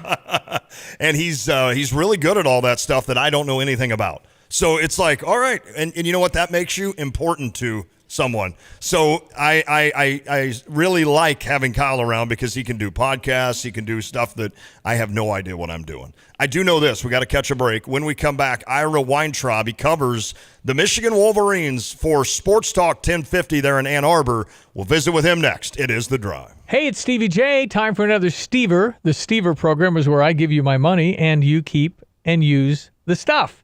All right, today from Merle Norman. All right, Merle Norman is, unbelievably great when it comes to makeup and your skin. Marilyn will help you. Now, here's what the offer is. I'm going to give you a free color analysis, and I'll give you $100 to buy makeup from Merle Norman, made right here in America. In fact, made in Los Angeles. Marilyn is so good at what she does. So if you would like my $100 bill and a free color analysis from Merle Norman, all you have to do is go to GoStever.com, and click accept. That's all you have to do. You have to make an appointment within 7 days, and then you have to fill out my survey as to how they did, how you liked working with Marilyn. Okay, Merle Norman, our Stever offer. GoStever.com, click accept. You'll get an email later on, late afternoon or evening, if you win.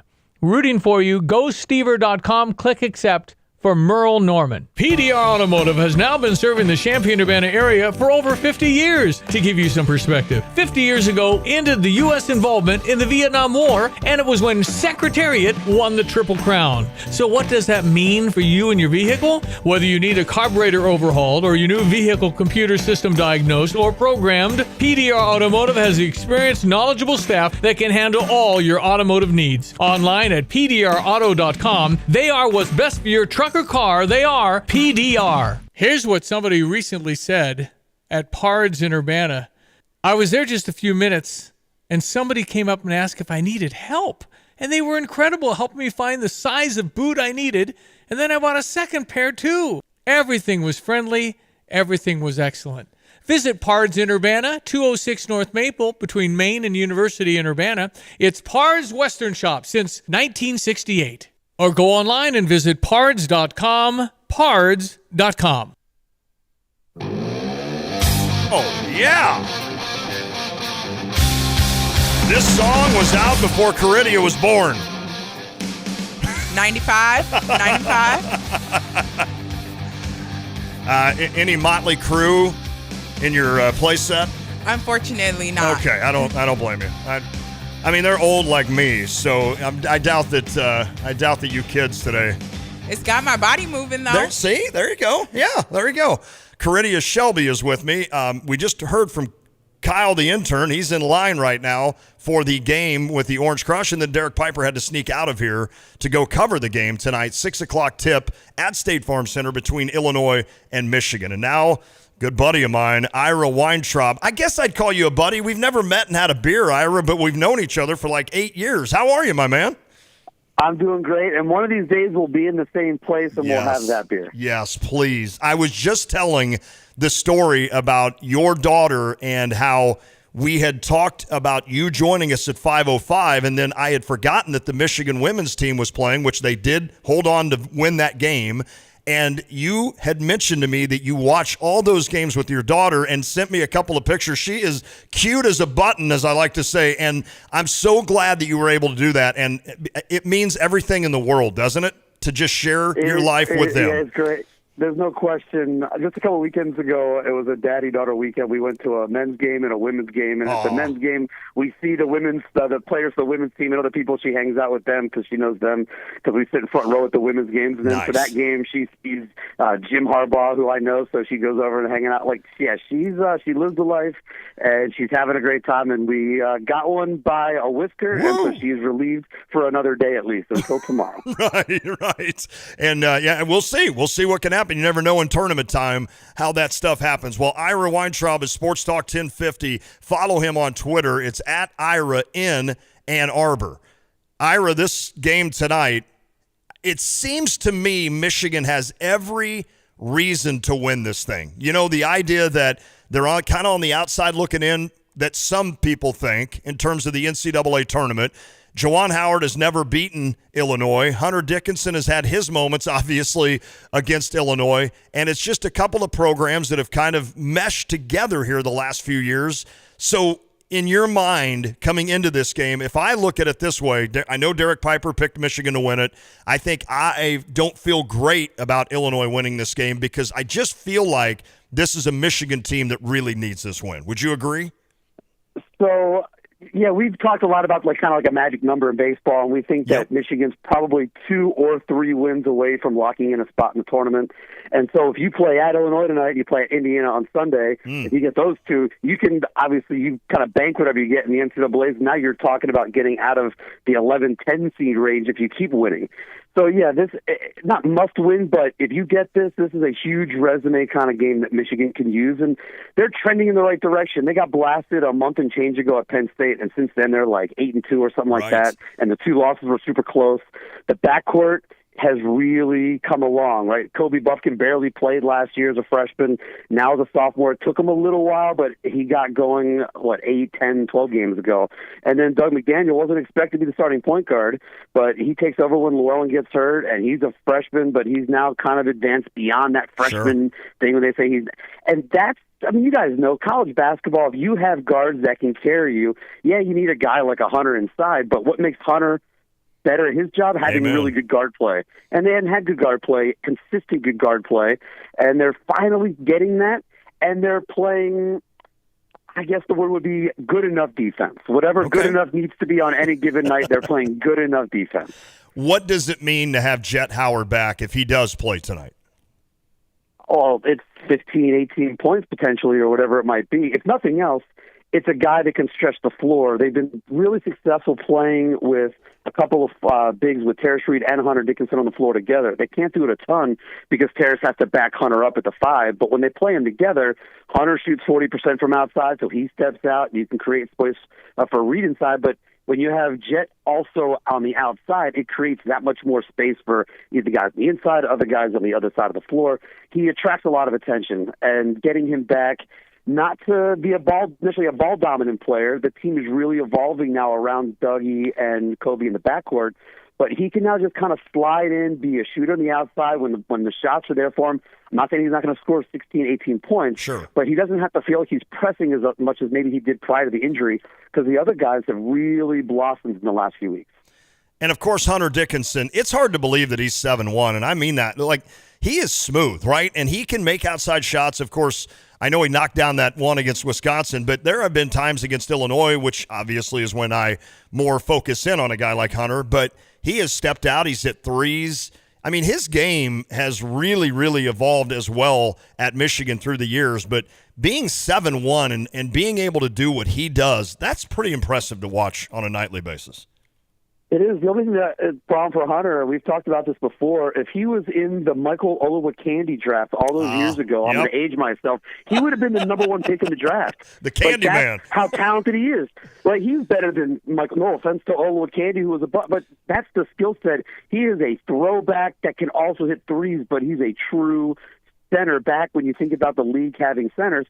But it's why he can stay in school, because he's not even on draft boards. But he has evolved his game over the course of time.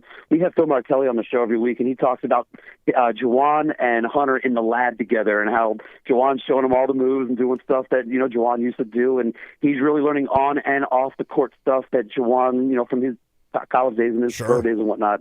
And the one thing that it kind of felt like Hunter had hit maybe like a ceiling this year. It felt like there was something that maybe he couldn't break through and get better than he was last year. There was something off in his game the first 2 months of the season, during the time when the team was, when they was kind of flailing along. Yep. And really what it was goes back to what I was saying. It's the guards, right? You get better guard play.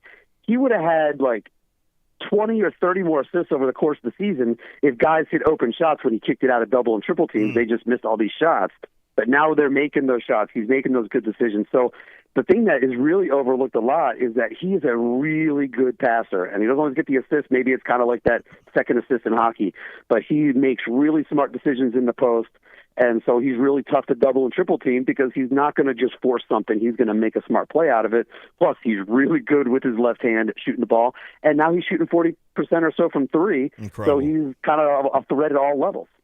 Ira Weintraub, our guest, Sports Talk 1050 in Ann Arbor, joining us on the Dick Van Dyke Appliance World phone line. Ira, I said this, now it's going to upset some of my listeners that are Illinois fans, but I really think Hunter Dickinson has been great for the game and has been great for the Big Ten, and even so far as to say been great for Illinois fans, because he's a guy that's not afraid to kind of mix it up off the court, and obviously hasn't had the success necessarily yet. Missed the game last year with COVID, and of course ran into Kofi a couple of times. So he hasn't had that success yet against Illinois, which could happen tonight.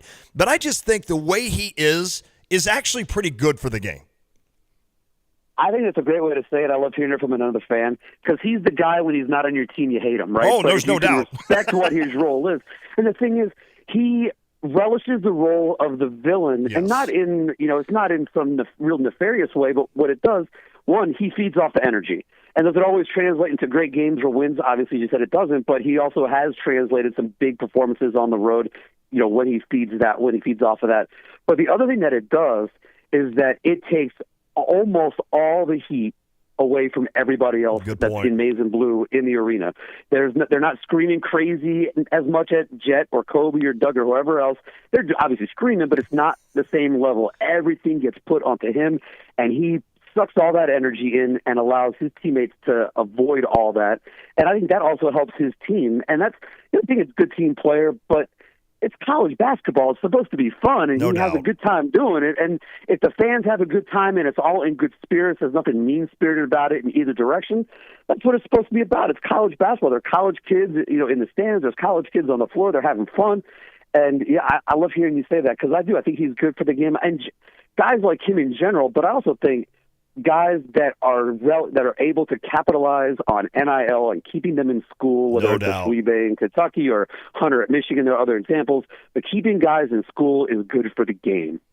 I would assume, before I go that direction, because I want to go that with you with the NIL and how that's working at Michigan, do you think, I hate to bring it up, but it just happened, do you think Hunter should be playing tonight, or should he have been suspended for a game for stepping? Illinois had the player that did that and got suspended 2 games, and then, of course, Hunter does it and hasn't been suspended. What's your thought on that, Ira?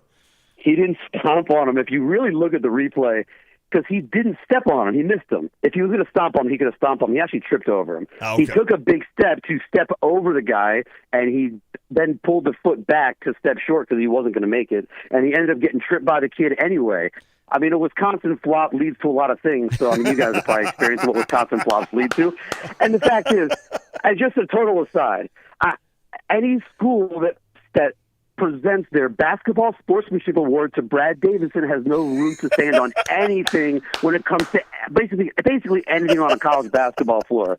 So Wisconsin fans can move on because he if you really look at it, he didn't stomp on him. Okay, that's perfect. I had to get you going a little bit and get that, throw that in there. All right, Jeremy Werner, of course, who you used to, you still know him, obviously, but he used to do the show with me, had a good report today in Illini Inquirer about NIL and how that's working out with Illinois. I would assume at a school like Michigan that has been something that has hit the ground running really hard since it began. So, if you ask the fans, they'll give you a mixed review, but every school says that, even the schools that are really successful at NIL. So the pay-for-play part of it with collectives, they were, slow to go may be the right way to say it. Okay. But the schools that had stuff below board that are now allowed to bring it above board in Miami, it's easy to do it, right? Like, they have the stuff's in place, right? So you're Texas A&M, it's now above board, so that stuff's in place. And that's coming along when it comes to Michigan, and what they're really doing is they're not going to go out and offer a kid a whole bunch of money and say, come play at Michigan. That's not Michigan. They're not going to do that. Now, that's not saying they're not going to get into the NIL, have somebody offer some NIL to a prospect that, you feel like earns something or deserves it. But what they're really doing with NIL, what worked, and it showed in football, and basketball is going to be the next step in this, is they launched what they call the One More Year campaign. Blake Corum came back, Zach Zinner came back, Trevor Keegan came back, Cornelius Johnson came back. They all were targeted by the collectives to come back for another year, to give one more year to go and, give another run. Interesting. And they actually came back not knowing what was going to happen with Harbaugh when he was having his dance with the Broncos. That's right. The next will be, not that they have to do that with Jet. Jet's dad made $200 million in professional basketball, but Kobe Buffkin's going to be a guy that might be in that situation. He's now late first-round draft boards. Hunter Dickinson, obviously a guy, one more year campaign. And so things like that. And then obviously the power of the Michigan brand and the network that Michigan offers. There's a lot of NIL things that happen, right? J.J. McCarthy does a thing with Bose and all that kind of stuff that happens. But in the way that a lot of this NIL is kind of turned, Michigan has done a very good job at retaining their players. If you look and see, you're talking about two guys that would have been first, second, third, or whatever it is around draft picks in the NFL, and Keegan and Zinner. Blake Corum, the injury may have been part of why he came back, but he comes back because there's the opportunity. And so if you're able to do that and you keep guys for one more year, it's going to keep your teams rolling along and keep guys in your system. You'll have fewer players transfer out, and guys are going to feel like they're earning what they're getting because they're right. We want you back because you're all Big Ten. Come on back. Here's more money. That's worked for Michigan so far. It's interesting when we talk about this because I can think of two guys, and I want to ask you your opinion on him because I haven't followed it much, and that's Diabate. But obviously, we've talked a lot around here, the idea that Kofi could have come back this season and probably made seven figures with NIL. And he's a guy that we just pretty much knew was not going to be drafted in the NBA. And, kudos to him for saying, hey, it's time, man. It's time for me to go out and start doing this other thing. But for a lot of us, we kind of shook our head thinking, man, you can make guaranteed huge money coming back to Illinois. Is Diabate kind of similar to that, or where's he at right now? So with Moose in particular, I do think that there were some hang-ups with foreign players when it came to NIL and what they were able to do depending upon their visa. And I know Day was able to get around his somehow. I'm not really sure, but it's Kentucky basketball. They get around a lot of things. So I'm not really I think that was a part of it. And then I think part of it, some guys and Caleb Houston, who's from Canada, who I don't think had quite the same amount of roadblocks, but some guys were just, let's get to school, get this process started, and I'm ready to move on to the next thing. And I kind of think that's what it turned out to be for those guys. Some guys, they're ready to go. We have had many players who are really, you're leaving early? And some guys it works out for them, some guys it doesn't. But if you're ready to leave school, you're ready to leave school. And I used to really judge players might be a little too strong, but I used to question it a lot. Why is this guy leaving or why is this guy leaving? And I've gotten to the point where you realize it's a very personal decision. Absolutely. And no matter what their circumstances or reasons are, if they want to leave school, same reason if you're a history major and you're a junior, you decide to take time off, right? It's a very personal decision. So I think that was part of it for Musa as well. And maybe team fit, there may be some other things, but NIL for international players I think can still be a little bit of a hang-up, and I think for Musa in particular was a part of it because he had a great personality. He probably could have made a ton of money with NIL.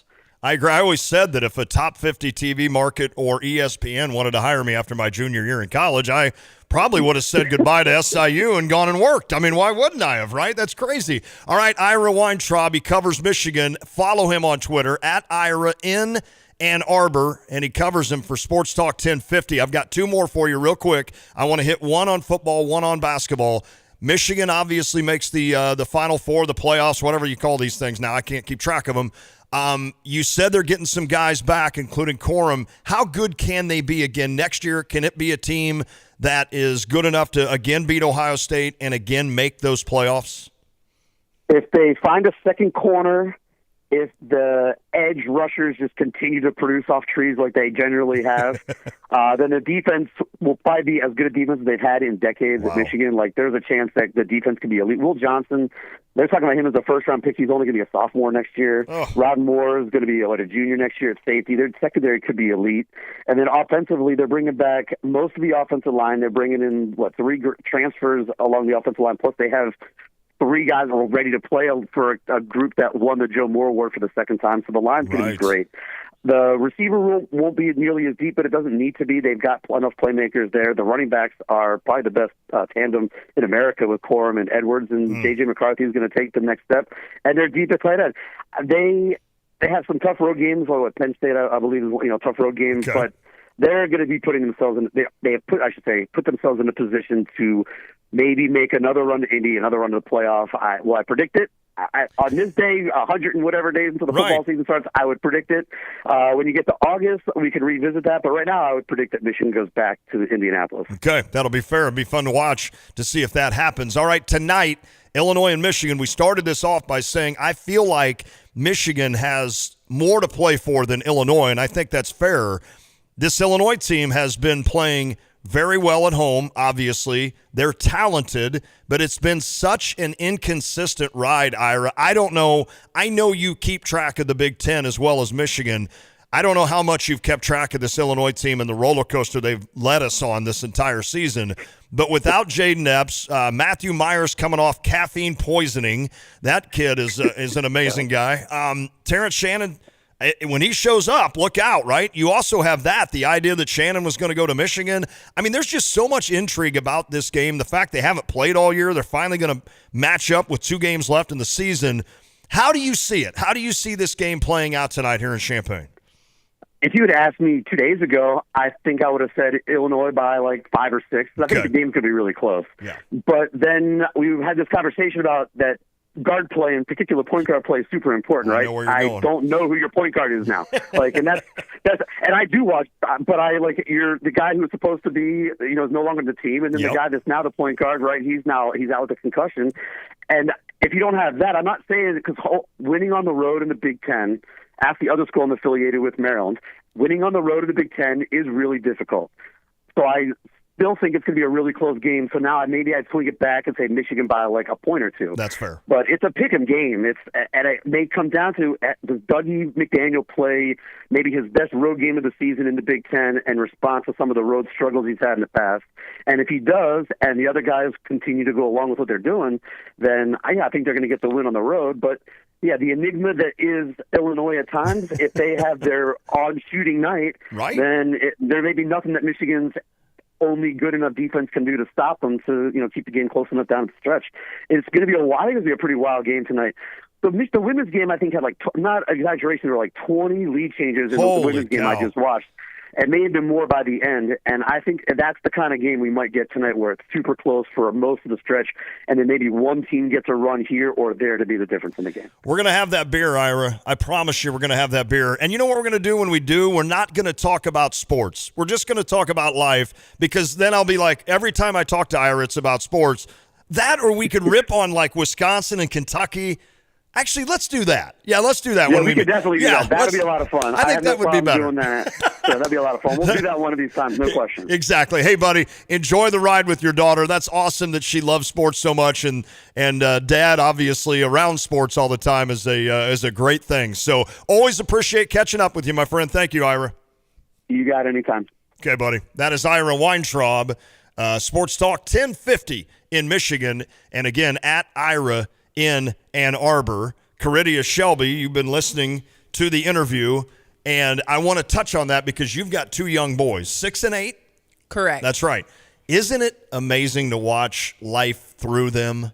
Yes. And I actually went and stalked Ira's Twitter as the interview was happening, and the connections and the pictures and it's cute. Wow. It's cute. And when your kid has a natural talent, which it looks like his daughter May, it's only better when the parent is already well connected. I totally agree. Here's that. He may have seen that. You may have seen that one. That was the picture with Jim Harbaugh. This did not make it on Twitter, but what a great picture. I think that's Jim's dad. I think that's Jack Harbaugh, who coached a lot of years in both college. I don't know that Jack ever coached the pros, but he coached, I know, college football for a long time. Then, of course, he has Jim Harbaugh, who is now at Michigan, was at Stanford, was in the NFL, right? And then he has, John, right, that coaches the Baltimore Ravens and has forever.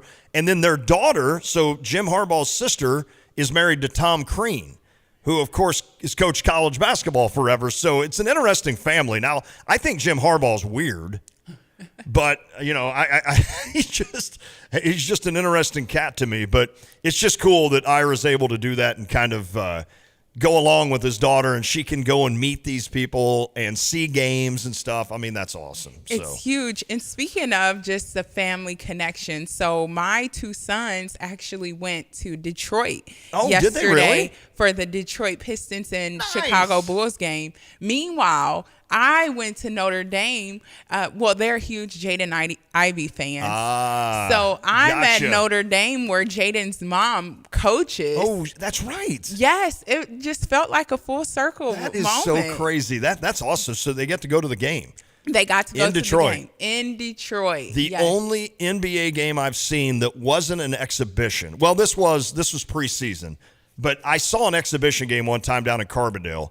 But other than that, the only game I've ever attended was at the Palace in Detroit. Now, they no longer play, I don't think, at the Palace. I'm not sure where they play now, but it was interesting. And I know people that listen to the show for a while have heard this story, but it was the Bulls against the Pistons, and my brother was working for 2 years in Detroit doing computer stuff, whatever he did, and he was staying at the Renaissance, which is a huge hotel kind of place there in Detroit. So we go to the Bulls and Pistons game, and Michael Jordan did not play. Now, this is preseason, but I thought, this would be my chance to see Jordan. He had an ingrown toenail. Those are painful. I know they are. But he didn't play. So the one time that I get to see Michael Jordan, he sits the game out with an ingrown toenail. I'm like, really? Do you not make enough money to get pedicures, right? Right. They'll take care of you. Like, I've had a couple of pedicures, right? And they just flat out get it done, right? Yeah, but then contrary to that, you have Kobe Bryant who would play with a broken, what was it, his Achilles? Oh, yeah. I think it was his Achilles. And played through that. That's amazing. And an ingrown toenail? Really, Michael Jordan? Come on, Michael. Now, I'm guessing if it was regular season, he would have played. Okay. I'm guessing he would have played. But in the preseason, he's like, I'm taking this one off. Fair enough. Do you get pedicures? I'm just coming off of being a broke college student. I just graduated. So we're going to work that in the budget a little later. Okay. Yeah, no, that makes sense. I finally have done a couple, and I have the ticklish feet. So when they are when they're down, like holding my feet, I'm like jumping. Like, I'm like, oh my God. And like one of the ladies finally down in Florida, I did one, and she's like, "You're not going to kick me, are you?" I'm like, "I'm going to try not to." I was like a donkey or a horse. I'm just like kicking. I'm like, "Oh my gosh, I can't." So I told her, I'm like, "Is there like a helmet you could wear?" And she started laughing. But I'll tell you, as a guy, I'm a guy. We don't do pedicures. Now, I've never done a manicure. I don't think but man, those pedicures are awesome. Yes. Besides the ticklish part where you question, is this painful or does this feel good? Right. Besides that part, it's great and it's necessary. That's a good point, because when I get done, I'm like, was that painful or was that really, yeah. But man, your feet feel good. Yes, and they look good. And yes, and I am a serial. Okay, so I wear sandals all the time, flip-flops all the time. And the back of my heels gets so dry and like I'll have like literally like just a crevice or something. You know, it's sickening. And I'm like, oh my gosh. So sometimes when I do those, the people doing it will like literally yell at me. Like, you need to put more lotion on your heels. You need to do that. I'm like, I'm sorry. But when you're always wearing like flips, then obviously, you know, I don't know. I've said all along, there's only about 3 things in life I've never shared on this radio show. The rest, now everybody knows I've done a pedicure, and they are amazing. I mean, first of all, you get there, you put your feet in warm water, right? And you just soak for a while, and then some of them have massage chairs, and you're just like, ugh. And then when they start competing with each other, experience just gets better and better. You're like, I don't know which one to choose, the hot stones or the wax. Right, exactly. And then I start kicking them. That's terrible, Lon. All right, when we come back, we'll hear a little bit from Brad Underwood as Illinois gets set to face Michigan. It's a big one tonight at 6. It is The Drive. If you're looking for a pre-owned car, truck, or van, look no further than Sarah Champagne. You know them for their 5 incredible vehicle brands, the BMW, Honda, Subaru, Buick, and GMC. But did you know they also have over 100 used cars, trucks, and vans in stock right now? And at Sarah Champagne, they will take care of you. You can trust them. And prices begin at under $2,000. Stop by Sarah Champagne. They're at Burwash and Savoy, or go online, sarahchampagne.com. That's Sarah, S-E-R-R-A, champagne.com. Hi, this is Kirk Lehman, owner of Aftershock Decals and Design. We are a one-stop shop for your business needs. Whether you're just starting up or already in business, we can help you get your brand out there. We do everything from logo design or redesign, outdoor signage to banners, window and wall graphics, fleet graphics, vehicle wraps, and more. We also provide custom racing wraps and decals. If you need anything I just mentioned, you need to get a quote from me, Kirk Lehman. Just visit us at AftershockDD.com. Buy the AC and get the furnace for free. You heard that right. For a limited time, when you buy a qualifying AC system from Matex, the furnace costs you nothing. There has never been a better time to upgrade your comfort with Matex, the most trusted service provider in Central Illinois for over 25 years. We don't know how much longer we can offer this, so don't miss out on our best deal ever. Call or visit GetTheFurnaceFree.com today to schedule your free in-home consultation. Matex. Feel the difference.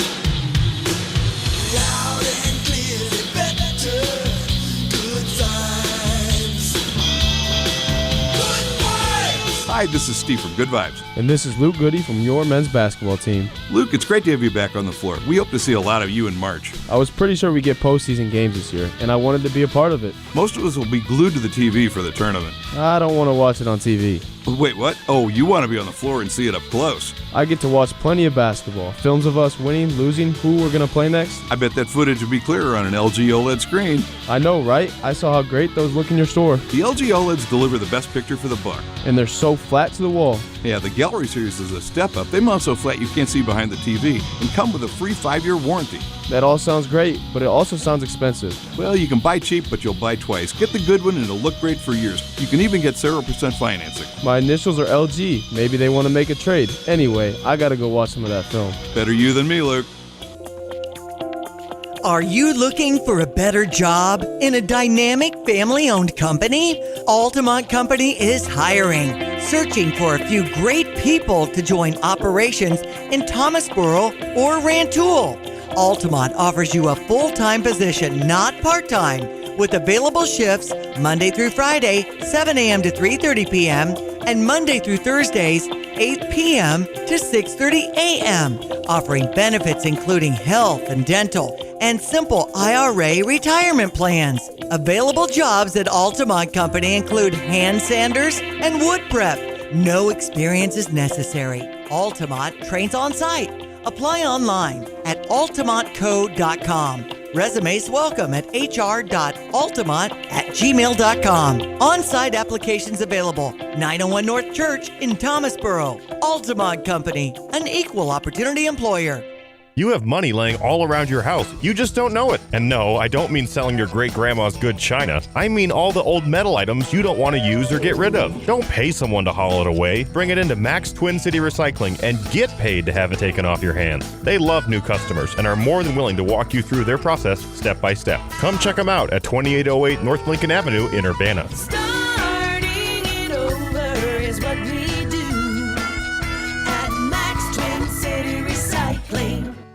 Think you have to settle for mediocre car insurance to save money? Think again. It's possible to get superior coverage and still save money with Erie Insurance. Customers who switched to Erie saved up to $951. It pays to compare. Switch and save with Erie. Your Erie agent in Champaign is Thomas & Ellers Insurance.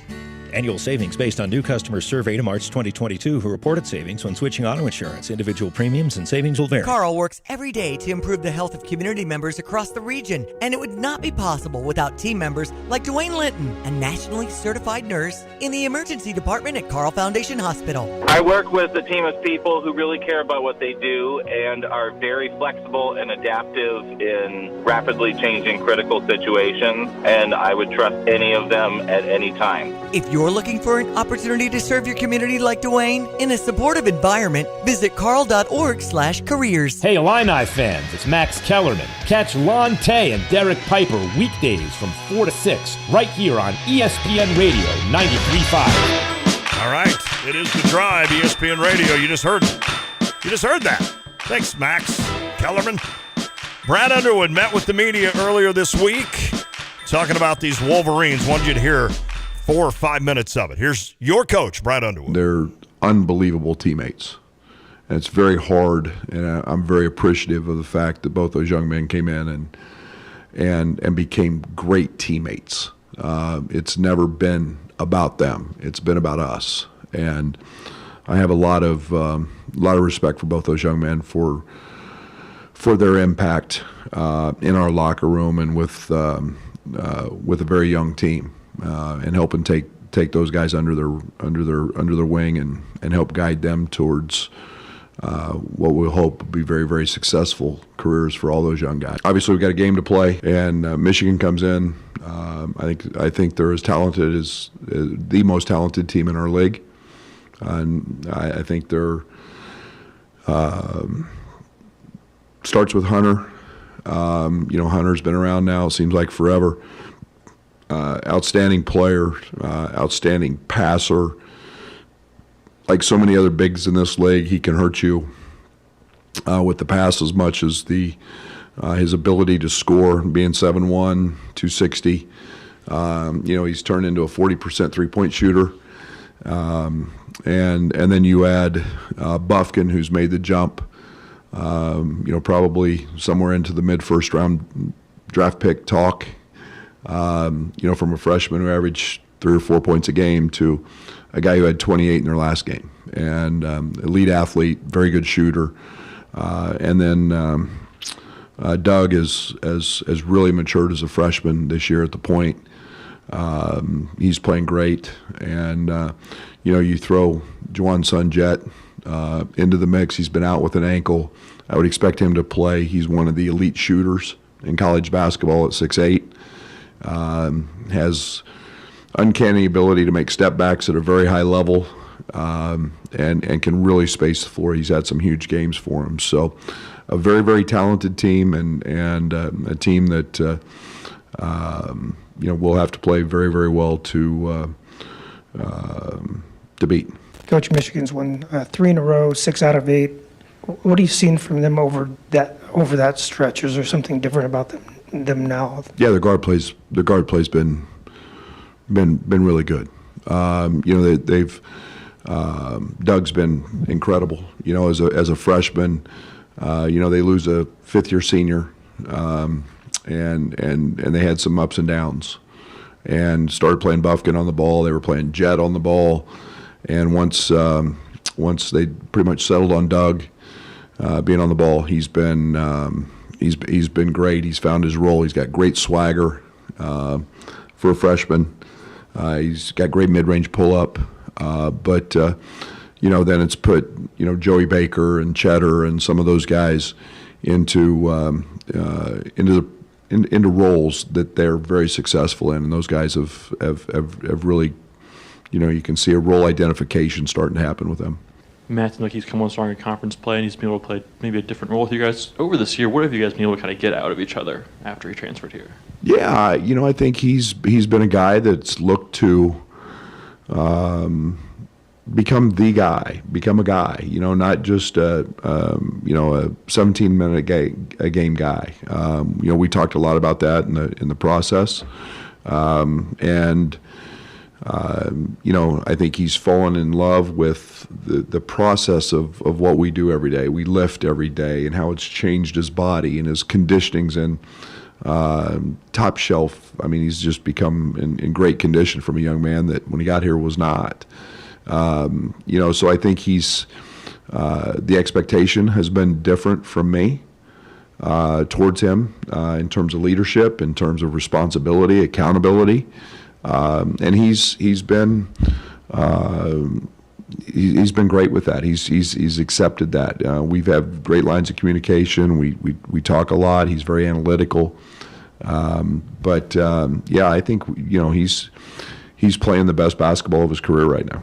I guess with transfers made from both sides, from the coaching staff and the players that are actually transferring, I mean, it's a bet on themselves, maybe taking a chance, both sides. Just how have you maybe seen that evolve, just that whole idea? The portal's hard. The portal's it's a challenge. I mean, you think about going into a situation completely blind where you know nobody or very few people. Truly know them. You don't know your teammates for sure. And yet you have to coexist with them. You have to, from our standpoint, as coaches' standpoint, we have to make sure they fit, that they're the right guy, that they're good people, that all the things that are important to us. The talent, everybody can watch that on film, but that's what's scary about the portal. Is you're going in a situation with blinders on because you don't know your teammates, you don't know language, you don't know the school, you don't know anything, and to me that's a really scary thing. And so you are betting on yourself, but you're also having to believe in that program. And I think our staff has been incredible at finding those guys that are good people that want to be coached, that want to come here for the right reasons. And I think that's at least in our last four, Dane, and TJ and Matt, and go back to Plummer. I think we've known enough about their character to make sure that they're the right guys and the right fit. Given that unknown you talked about with just not knowing anybody, like what are the steps to step into that leadership role that you've seen? It doesn't sound easy when you don't really know people on the other end of it. How did you see them embrace that? Well, it was easier for them because of what we've lost. It would have been much different had, Kofi been back or Trent been back, or, we were a very, very young basketball team. And Coleman averaged 5.5, so it was a very different situation. We lost 90% of our scoring, and we've got a group of eight or new guys. It's probably easier for them to, come in when you're losing fifth-year seniors and a first-team All-American than it is to come in and have all those guys back. So the situation helped. Nearly 3 months ago, we sat in the same room and talked about kind of like the lack of leadership after the Penn State game. Now that we're a week away from the postseason, you'd think that this was my first show ever. I was thinking it was on this level, and it's not. All right, that was Brad Underwood, obviously meeting with the media as they get ready to face Michigan tonight. The Illini women play tonight. Caridia around, 8, I think, or so? 8 o'clock. Okay, and that's in Minneapolis. They're up in Minnesota. So they'll play basically 25 minutes to 30 after the first game ends. And I was just going back to look. I don't think it's fared very well against Maryland. When Illinois played at Maryland, I guess it's not that bad. In February, they lost 82-71 to Maryland, and I think that is the only time these two teams played this year. So Illinois played at Maryland and lost by 9, so I guess that gives you some hope for this game tonight. Or I'm sorry, they play Rutgers tonight. My fault. Look at me, I've already got them past Rutgers, a team they've blown out twice, but who knows, that third time. So if Illinois women win tonight, then tomorrow they would play Maryland. So yes, and I guarantee you Coach Green is telling her girls, we're going 1-0. Yeah, And absolutely. That's her favorite thing. That is her thing. That's her thing. That she's teaching the girls what each game means. Yep. It's a big game. They need this one. Huge. We just talked to Coach McIntyre, Calamity McIntyre. She said the same thing because I asked her, I said, you've beaten Rutgers twice. Well, actually, either team they were going to play. I'm like, you've beaten twice. Does that scare you? And she's like, not at all. She's like, because it's just one game to us. It's the 1-0 game. So that's been their mantra all year, and they've stuck with it. They've stuck with it. They really have. It was cool. It was cool hearing her interview because I always talk to Coach you were Green. here. I've never talked to her. You can tell the fire and the toughness. I totally agree. All right, Caridia Shelby, thanks for popping on with me this hour. Thanks for having me, Tay. We talked to Kyle Tosk, the intern. He, I think by now maybe, would be getting into State Farm Center. And, of course, D Pipes, Derek Piper, who joined us first hour.